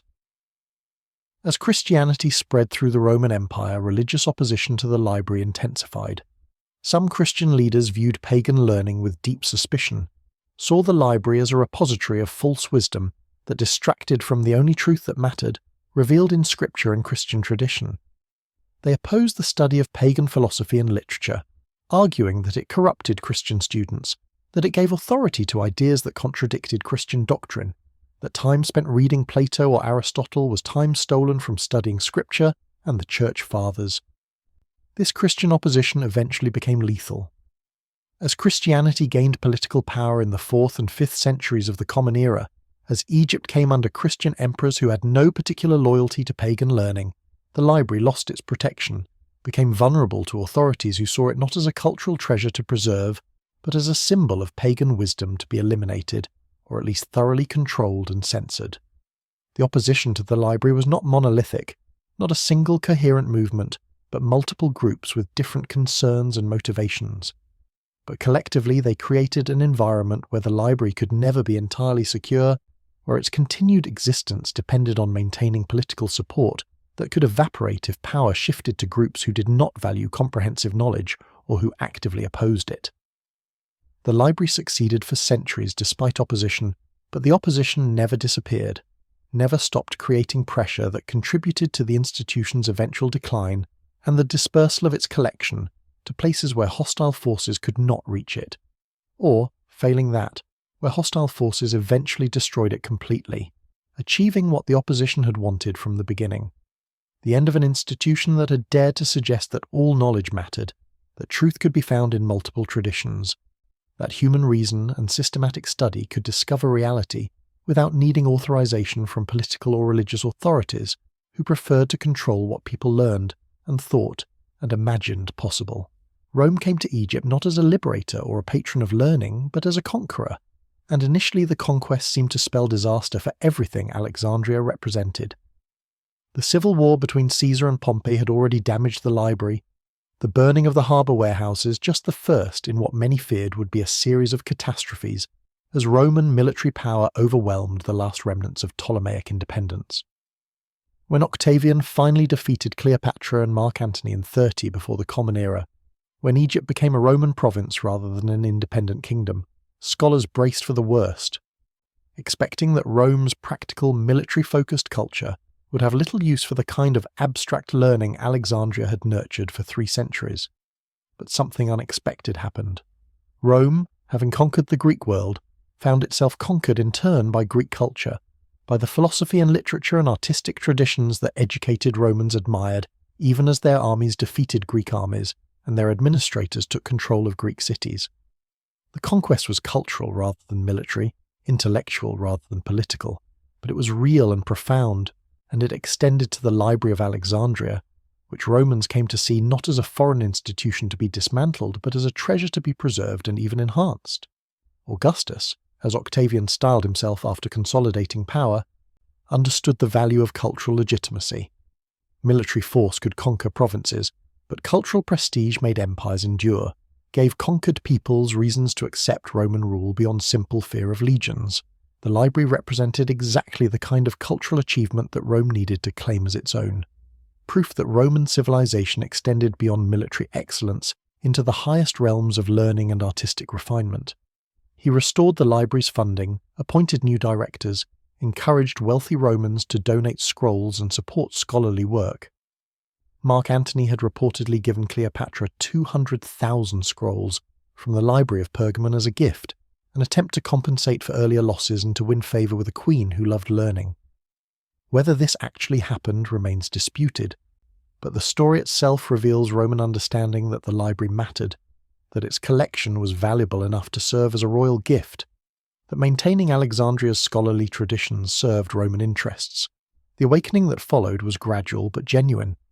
New scholars came to Alexandria, Romans and Romanized Greeks, who saw opportunity in an institution revived under imperial patronage. They brought different perspectives, questions shaped by Roman concerns about governance and law and engineering, interests that complemented the more abstract theoretical work that had dominated earlier periods. The library's collection expanded to include Roman legal texts, military treatises, engineering manuals, creating a more comprehensive picture of knowledge that included practical applications alongside pure theory. The medical school at Alexandria flourished under Roman rule, particularly after Galen arrived in the 2nd century of the Common Era. He studied the library's collected anatomical texts, works by Hippocrates and Alexandrian physicians who had practiced dissection centuries earlier, and he built on this foundation to create a systematic understanding of human physiology that would remain authoritative for more than 1,000 years. His work demonstrated the cumulative nature of knowledge that the library had always promised, showing how later scholars could build on earlier discoveries, how the preservation of texts across generations enabled genuine progress in understanding. Philosophy experienced a renaissance as Neoplatonism emerged, synthesizing Platonic thought with mystical traditions from Egypt and the East. Plotinus, though he did most of his work in Rome, drew on texts and traditions preserved in Alexandria, on the cross-cultural synthesis that the library had enabled by collecting philosophy from multiple traditions and making comparisons possible. His student Porphyry worked in Alexandria, using the library's resources to write commentaries on Plato and Aristotle, to defend pagan philosophy against growing Christian criticism, to preserve ancient wisdom in forms that might survive even if the political environment became hostile. Mathematics and astronomy continued developing. Claudius Ptolemy, working in Alexandria during the 2nd century, synthesized centuries of astronomical observations, Egyptian and Babylonian and Greek, creating his Almagest, a comprehensive mathematical model of planetary motion. The model was geocentric, fundamentally wrong in placing Earth at the center, but it was mathematically sophisticated and practically useful, allowing accurate prediction of planetary positions and eclipses. The work would not have been possible without the library's accumulated data, the centuries of observations preserved in text from multiple cultures. The awakening extended beyond individual scholars to include institutional developments. The library established connections with other Roman libraries, beginning to function as part of a network rather than an isolated centre. Texts flowed between Alexandria and Rome, between Alexandrian libraries in Athens and Pergamon and Antioch, creating redundancy that ironically provided protection against the concentrated vulnerability that had always threatened a single massive collection. Knowledge distributed across multiple institutions was safer than knowledge concentrated in one place, however magnificent that place might be. Christian scholars began using the library, initially cautiously, some suspiciously, but gradually more extensively as they recognized the value of the collected text for their own purposes. They needed to understand Greek philosophy to argue against it effectively, needed to know what pagans believed to demonstrate Christian truth more convincingly. Clement of Alexandria and Origen, two of early Christianity's most influential theologians, both studied extensively in the library, using pagan texts to develop Christian theology, creating syntheses that incorporated Greek philosophical concepts into Christian frameworks. This Christian engagement with the library was complicated, sometimes contradictory. The same scholars who used the library's resources might condemn pagan learning in their writings, might argue that Christian revelation made Greek philosophy obsolete, might view the preservation of pagan texts as potentially dangerous to Christian souls.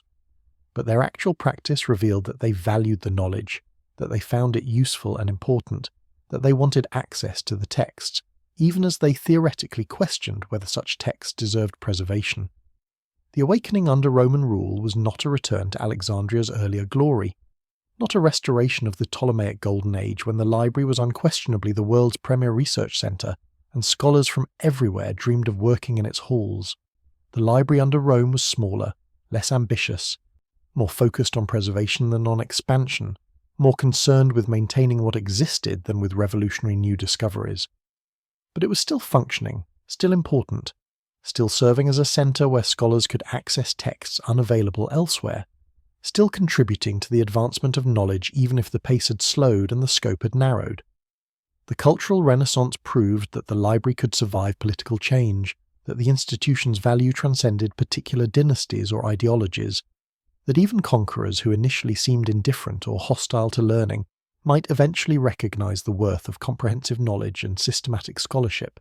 It showed that the library was resilient, adaptable, capable of finding new patrons and new purposes when old ones failed, capable of continuing its mission across centuries of political upheaval and cultural transformation. But the Renaissance also revealed the library's ultimate dependence on political support, its vulnerability to changes in imperial priorities or religious attitudes. The awakening under Roman rule happened because Augustus and his successors chose to support the library, saw value in maintaining it. If that support withdrew, if new rulers decided the library no longer served their interests, then the awakening would end and decline would resume, and there was nothing internal to the institution, no independent source of funding or autonomous political power that could protect it against hostile or indifferent authority. The library lived or died at the pleasure of emperors and their administrators, and that fundamental vulnerability would eventually prove fatal when power shifted to rulers who saw the library not as a treasure to preserve, but as a problem to solve, or simply as irrelevant to concerns that mattered more than ancient scrolls and aging scholars and the accumulated wisdom of a pagan past that a Christian empire was learning to view with suspicion and eventually with active hostility. The popular imagination pictures the Library of Alexandria's destruction as a single catastrophic event, a day when flames consumed everything, when centuries of accumulated knowledge vanished in hours, when humanity lost its greatest treasure in one terrible moment of violence or accident or deliberate malice. This image is dramatic, compelling, and almost entirely wrong. The revelation that changes our understanding of what happened is this: the library died slowly, across centuries, through a combination of disasters and neglect and changing priorities, through the gradual erosion of political support and cultural values, rather than through any single act of destruction. The timeline of loss began with Caesar's fire in 48 before the Common Era, which destroyed harbour warehouses containing thousands of scrolls but left the main library intact. This was disaster certainly, but limited, contained, survivable. the library continued functioning, continued acquiring texts and supporting scholars, diminished but not destroyed. The real damage accumulated more subtly. Imperial support under Augustus revived the library temporarily, but subsequent emperors cared less, provided less funding, appointed less competent administrators. The copying program that kept texts fresh by creating new versions before old ones deteriorated slowed and became irregular. Scrolls that needed replacement sat in storage, becoming increasingly fragile, increasingly unreadable, until they passed the point where copying was possible and the texts they contained simply vanished, not burned, but faded, not deliberately destroyed, but lost through neglect. The 3rd century brought imperial crisis, civil wars, and economic collapse that convulsed the Roman world for decades. Egypt suffered invasions, riots, administrative breakdown. During these chaotic years, the library received minimal attention, minimal resources, minimal protection. Buildings fell into disrepair. Sections of the collection were moved for safety or stolen by looters, or simply abandoned as caretakers fled violence. No single catastrophe occurred, but the cumulative effect was devastating. Years of deferred maintenance and missing funding, and absent scholars adding up to institutional decay that would have required massive investment to reverse. The conversion of the Roman Empire to Christianity accelerated the decline, but even this was gradual rather than sudden. The early Christian emperors did not order the library burned, did not systematically destroy pagan texts, but they also did not prioritize maintaining an institution so closely associated with pagan learning, did not fund acquisitions or copying programs, allowed the library to survive in increasingly diminished form while directing resources to churches and Christian schools. Bishop Theophilus destroyed the Serapeum in 391 of the Common Era, a temple complex that housed part of the library's collection, possibly what remained of the main institution after earlier damage and neglect. This destruction was real and deliberate, motivated by Christian hostility to pagan religion. But by this point, the collection had already shrunk dramatically from its ancient peak, reduced by centuries of losses and lack of maintenance. What Theophilus destroyed was a shadow of what had existed, significant still, but nothing like the vast comprehensive collection of the Ptolemaic period. The murder of Hypatia in 415, a female philosopher and mathematician torn apart by a Christian mob, angered by her pagan teaching, is sometimes presented as the library's death knell. But Hypatia's murder, however tragic, was not necessarily connected to the library's fate. The institution may have already been functionally dead by this point, may have existed only as scattered remnants, private collections in scholars' homes, texts stored in various locations around Alexandria, the centralized collection long since dispersed or destroyed. Arab sources describe Omar, the Muslim caliph, ordering the library burned in the 7th century, supposedly declaring that books that agreed with the Quran were unnecessary and books that disagreed were heretical, so either way they should burn. This story is almost certainly false, invented centuries after the supposed event, contradicting everything else known about Muslim treatment of libraries and learning. By the time Arabs conquered Egypt, the library had been gone for centuries, its destruction or dispersal already completed by previous disasters and neglect. The revelation is that we cannot point to a specific date or event and say this is when the library died. Instead, we have a long decline, a gradual loss across centuries, multiple contributing factors rather than a single cause. Fire damaged parts of the collection. Political instability disrupted operations. Economic problems reduced funding. Religious changes eliminated support and created hostility. Natural deterioration destroyed texts that were not copied in time. Theft dispersed materials across private collections. Each of these factors alone might have been survivable, but combined across centuries they were fatal. Some texts survived through copying before the library failed completely. The most important or popular works existed in multiple copies distributed across the empire, kept alive in other libraries and private collections even after Alexandria's holdings vanished. But unique texts, works existing in only one or few copies, these were lost permanently when the library declined, vanishing without the redundancy that might have preserved them. The revelation forces us to rethink what we mean by the library's destruction. If there was no single catastrophic event, No clear date when the library ended. Then when exactly did it die? Was it still the library when the collection had shrunk to a fraction of its former size, when it no longer acquired new texts? When scholars stopped coming to study there, when the buildings were repurposed for other uses, when the last scroll deteriorated beyond reading and no one cared enough to make a final copy.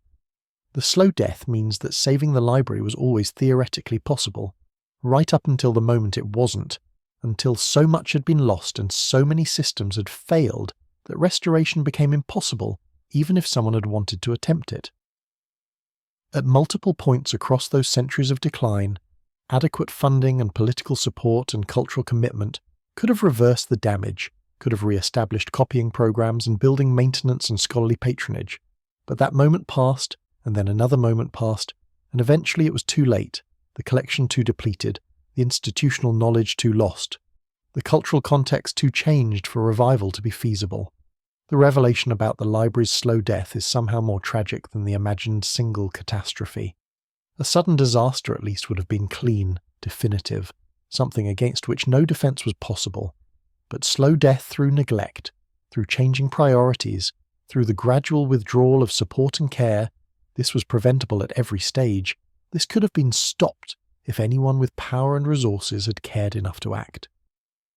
The library died because people let it die, because maintaining it seemed less important than other concerns, because each generation did slightly less than the previous one, until finally there was nothing left worth maintaining, nothing salvageable from the accumulated decay, just ruins and fragments and memories of what once existed in that place beside the Mediterranean, where humanity tried to gather all knowledge and preserve it forever and failed slowly, across centuries, through 10,000 small failures that added up to a catastrophe that no one could identify precisely because it never happened all at once, in one terrible moment, but instead leaked away gradually like water from a cracked vessel, until one day someone looked and found it empty, and realized too late that the moment to repair the vessel had passed long ago. What did humanity lose when the Library of Alexandria declined and its collections scattered or burned or deteriorated into dust? The question is simultaneously answerable and unanswerable, definable in broad strokes but impossible to specify precisely because we are trying to catalogue absence, trying to list what we don't have and can never recover, trying to mourn specific losses when most of what vanished left no trace detailed enough to know exactly what disappeared. We lost plays. The three great tragedians of Athens wrote hundreds of works, comedies, and satyr plays alongside the tragedies, experimental pieces and traditional ones, early career attempts and mature masterworks. The library held them all, every play these men produced across decades of creative output. What survives today represents perhaps 10% of their total work, and we have no way to know whether these surviving plays were the best, the most representative, or simply the ones that happened by chance to exist in enough copies outside Alexandria that they survived the library's decline. We are judging ancient Greek drama based on a small, possibly unrepresentative sample, making sweeping claims about the genre's themes and techniques and development, based on fragments that may not reflect the full range of what ancient playwrights actually created. We lost histories. Dozens of historians chronicled the ancient world, recording events and analysing their causes, describing cultures and customs, preserving details about how people actually lived, rather than just how kings and generals fought battles. Most of these histories vanished completely. We know they existed because later writers mentioned them, quoted brief passages, cited them as sources. But the full texts are gone, leaving vast gaps in our understanding of ancient politics and social life and economic systems. How did Carthage actually function before Rome destroyed it? What was daily life like in Babylon or Persepolis or Alexandria itself? The library held texts that could answer these questions, texts written by people who witnessed or experienced what they described, and those texts are lost. We lost scientific and mathematical texts that might have accelerated human progress by centuries. Ancient scholars discovered the Earth's spherical shape and calculated its size accurately. They proposed heliocentric cosmology. They developed geometric techniques that anticipated calculus. They practiced sophisticated medicine and surgery. Much of this knowledge survived only partially or not at all, forcing later scientists to rediscover independently what ancient scholars had already figured out. If the library's scientific collection had survived intact, The scientific revolution might have happened in medieval times or even earlier, might have proceeded faster with access to ancient observations and experimental results, and theoretical frameworks that instead had to be reconstructed from incomplete information. We lost literature from cultures that Greek and Roman civilization dominated or destroyed. The Phoenicians were master sailors and traders, creators of the alphabet that Greek and Latin and eventually English descended from, but almost nothing of their literature survives because the library's Phoenician texts vanished along with almost everything else. Egyptian texts survived better than most, preserved by desert climates and local copying traditions. But even Egyptian literature exists mostly in fragments, with vast portions of their literary and philosophical output lost. Persian texts, Indian texts, works from the many cultures that contributed to the library's collection, most are known only through references or brief quotations in surviving Greek sources. We lost technological knowledge. The library held engineering texts describing machines and construction techniques, agricultural manuals explaining crop rotation and irrigation, mining texts detailing metallurgical processes. Ancient technology was more sophisticated than medieval technology in many fields, a fact that seems paradoxical until you realize how much knowledge was lost between Rome's fall and the Renaissance. The medieval period wasn't darker because people were stupider, but because they had lost access to accumulated knowledge that previous generations had compiled and preserved, knowledge that the library held, and that vanished when the library failed. We lost maps and geographical knowledge. Ancient traders travelled to India and China, crossed the Sahara, explored the Mediterranean and Black Sea coasts, ventured into northern Europe. They wrote accounts of their travels, drew maps, compiled information about distances and trade routes and local customs. Much of this geographical knowledge was lost, had to be rediscovered by later explorers who sometimes took centuries to reach places ancient travellers had already described in texts that no longer existed. We lost religious and philosophical texts that might have changed how Christianity developed or provided alternatives that could have competed with Christian orthodoxy. We know early Christianity was incredibly diverse, full of competing interpretations and schools of thought that were eventually suppressed as heretical. The library held texts representing this diversity, alternative gospels and theological treatises and philosophical arguments that later church authorities wanted forgotten. Their loss meant that Christian theology developed with less awareness of alternatives, that later reformers trying to recover early Christian diversity had to work from fragmentary evidence rather than complete texts. We lost simply the experience of knowing what previous generations knew, of having continuous access to ancient wisdom rather than fragmented survival and laborious reconstruction. The Renaissance happened when Europeans rediscovered classical learning, when texts preserved in monasteries or recovered from the Islamic world suddenly became widely available again. Imagine if that rediscovery had never been necessary, if the learning had never been lost, if each generation had inherited complete libraries from their predecessors and added to them rather than spending centuries trying to recover fragments of what had been known and forgotten. The deepest loss may be texts we don't even know existed, works by authors whose names vanished completely, ideas that died without spreading widely enough to leave traces, perspectives and voices and ways of understanding that might have enriched human thought, but disappeared before making impressions durable enough to survive in quotations or references. These are the truly lost, the knowledge we don't know we're missing, because it vanished so completely that we can't catalogue it or mourn it specifically, can only acknowledge that vast territories of human thought and observation and creative expression existed once and exist no longer.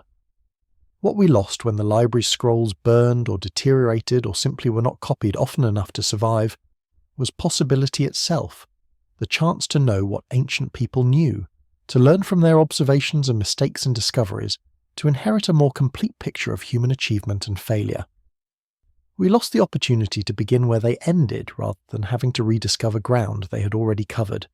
We lost continuity, connection with the past, the experience of receiving deliberate transmission of knowledge from previous generations who cared enough about future generations to preserve what they had learned.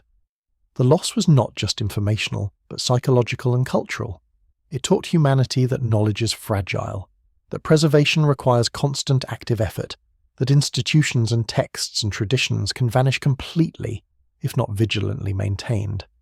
It created a trauma of loss that we still feel, a sense that we are incomplete, that we should know more than we do, that somewhere in the vanished past existed wisdom that might solve current problems or answer nagging questions or simply satisfy the hunger to understand where we came from and what the people who came before us managed to figure out during their own brief time between birth and death, and the long silence that claims all voices eventually, erasing memory and thought, and the careful observations that someone once considered important enough to write down and preserve for descendants who never received the inheritance that someone tried so hard to pass forward through the uncertain darkness. The physical Library of Alexandria is gone, destroyed or dispersed or deteriorated beyond recovery centuries ago, its buildings repurposed or demolished, its scrolls burned or rotted or simply faded into illegibility, its scholars long dead and mostly forgotten, its exact location uncertain, its collection irrecoverable.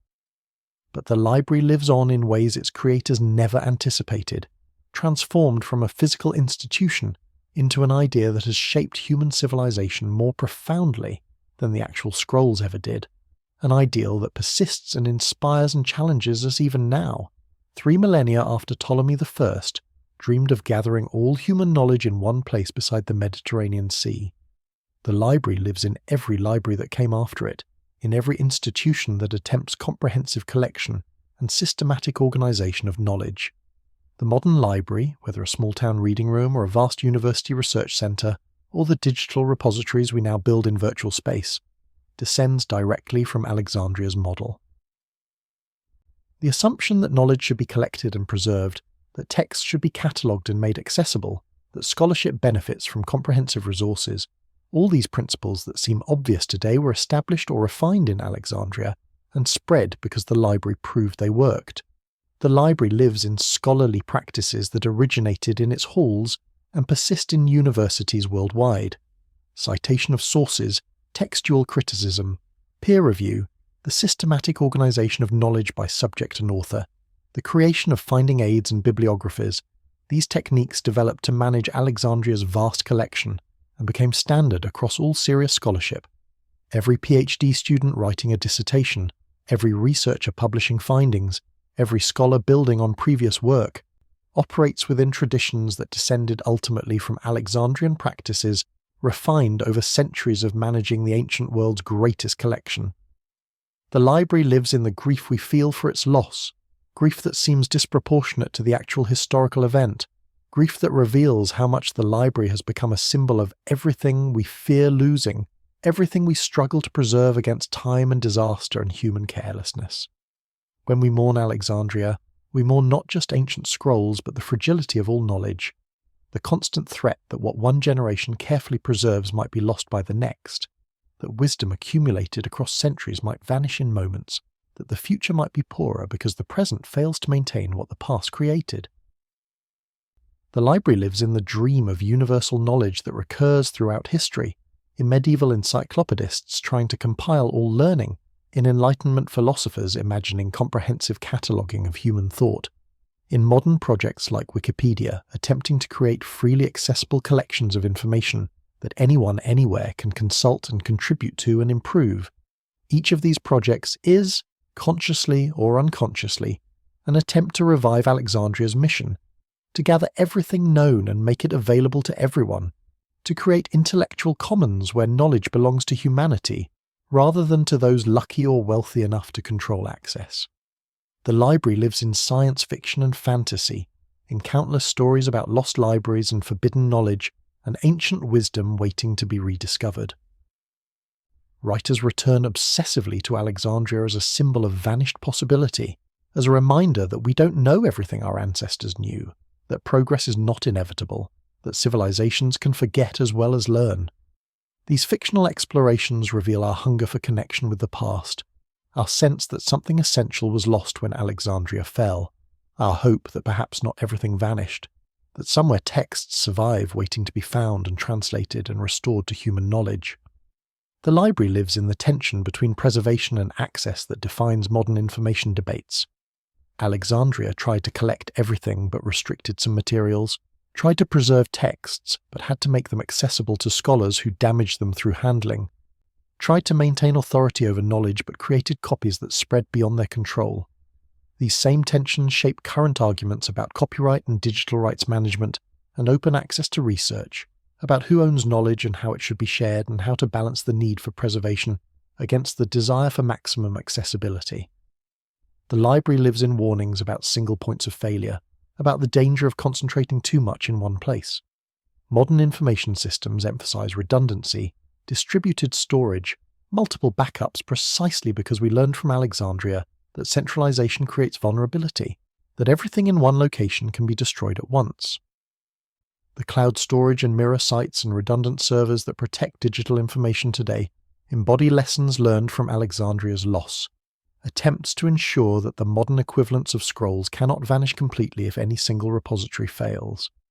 The library lives in every attempt to preserve knowledge against disaster, every archive and museum and conservation project, every digitization effort and microfilm program and seed vault and cultural heritage protection initiative. These projects exist because people understand that knowledge is fragile, that preservation requires active effort, that without deliberate intervention texts deteriorate, and traditions die, and wisdom vanishes. Alexandria taught us that loss is possible, that entire collections can disappear, and that lesson motivates the countless small acts of preservation that collectively keep human knowledge alive. The library lives in questions we still ask about what was lost and whether it matters. Did the vanished texts contain crucial discoveries that would have changed history? Or were they mostly mediocre works justly forgotten by a natural selection process that preserved the best and let the rest fade? We cannot know, but the questioning itself reveals our awareness that history is contingent, that small changes in what survives can have large consequences, that our understanding of the past and therefore of ourselves depends on accidents of preservation that might easily have gone differently. The library lives in the ideal it represented, the belief that knowledge matters enough to deserve palaces and royal funding, and the lifelong dedication of scholars who could have pursued wealth or power, but chose instead the quieter satisfactions of learning and discovery and the attempt to understand truth. That ideal persists even in our cynical age, even when universities struggle for funding, and research is judged by practical applications, and scholarship seems increasingly marginal to societies focused on entertainment and consumption.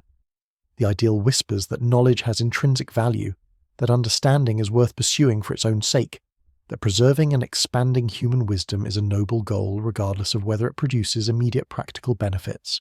The Library of Alexandria failed in its mission to preserve all knowledge forever.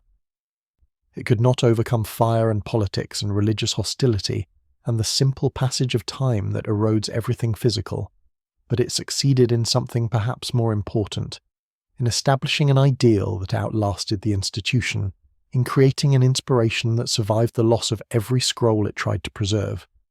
The physical library died centuries ago, but the idea of the library, the dream of comprehensive knowledge accessible to anyone curious enough to seek it, that lives on, immortal not in stone or papyrus but in human aspiration, in the persistent hope that this time we might succeed where Alexandria failed, that this time we might build something that endures, that this time we might preserve for future generations everything worth knowing, everything beautiful and terrible and profound that humans have discovered and imagined and created across our long, difficult, magnificent journey from ignorance toward understanding, from isolation toward connection, from the darkness of forgetting toward the light of remembrance that keeps burning in libraries and minds and stories, keeping alive the memory of a place that tried to gather all knowledge and hold it safe against the darkness. And though it failed, though every scroll turned to dust and every scholar died and every building crumbled, the attempt itself became eternal, the dream too powerful to die even when the dreamer disappeared, and the dream's physical manifestation vanished into the silence and sand and endless Mediterranean waves that still wash against the shores where Alexandria once stood in marble glory, gathering scrolls and scholars and the wisdom of the world into halls that now exist only in memory and hope, and the persistent human belief that knowledge matters, that preservation is worth the effort, that future generations deserve to inherit what past generations struggled to create and learn and understand and pass forward through the uncertain years.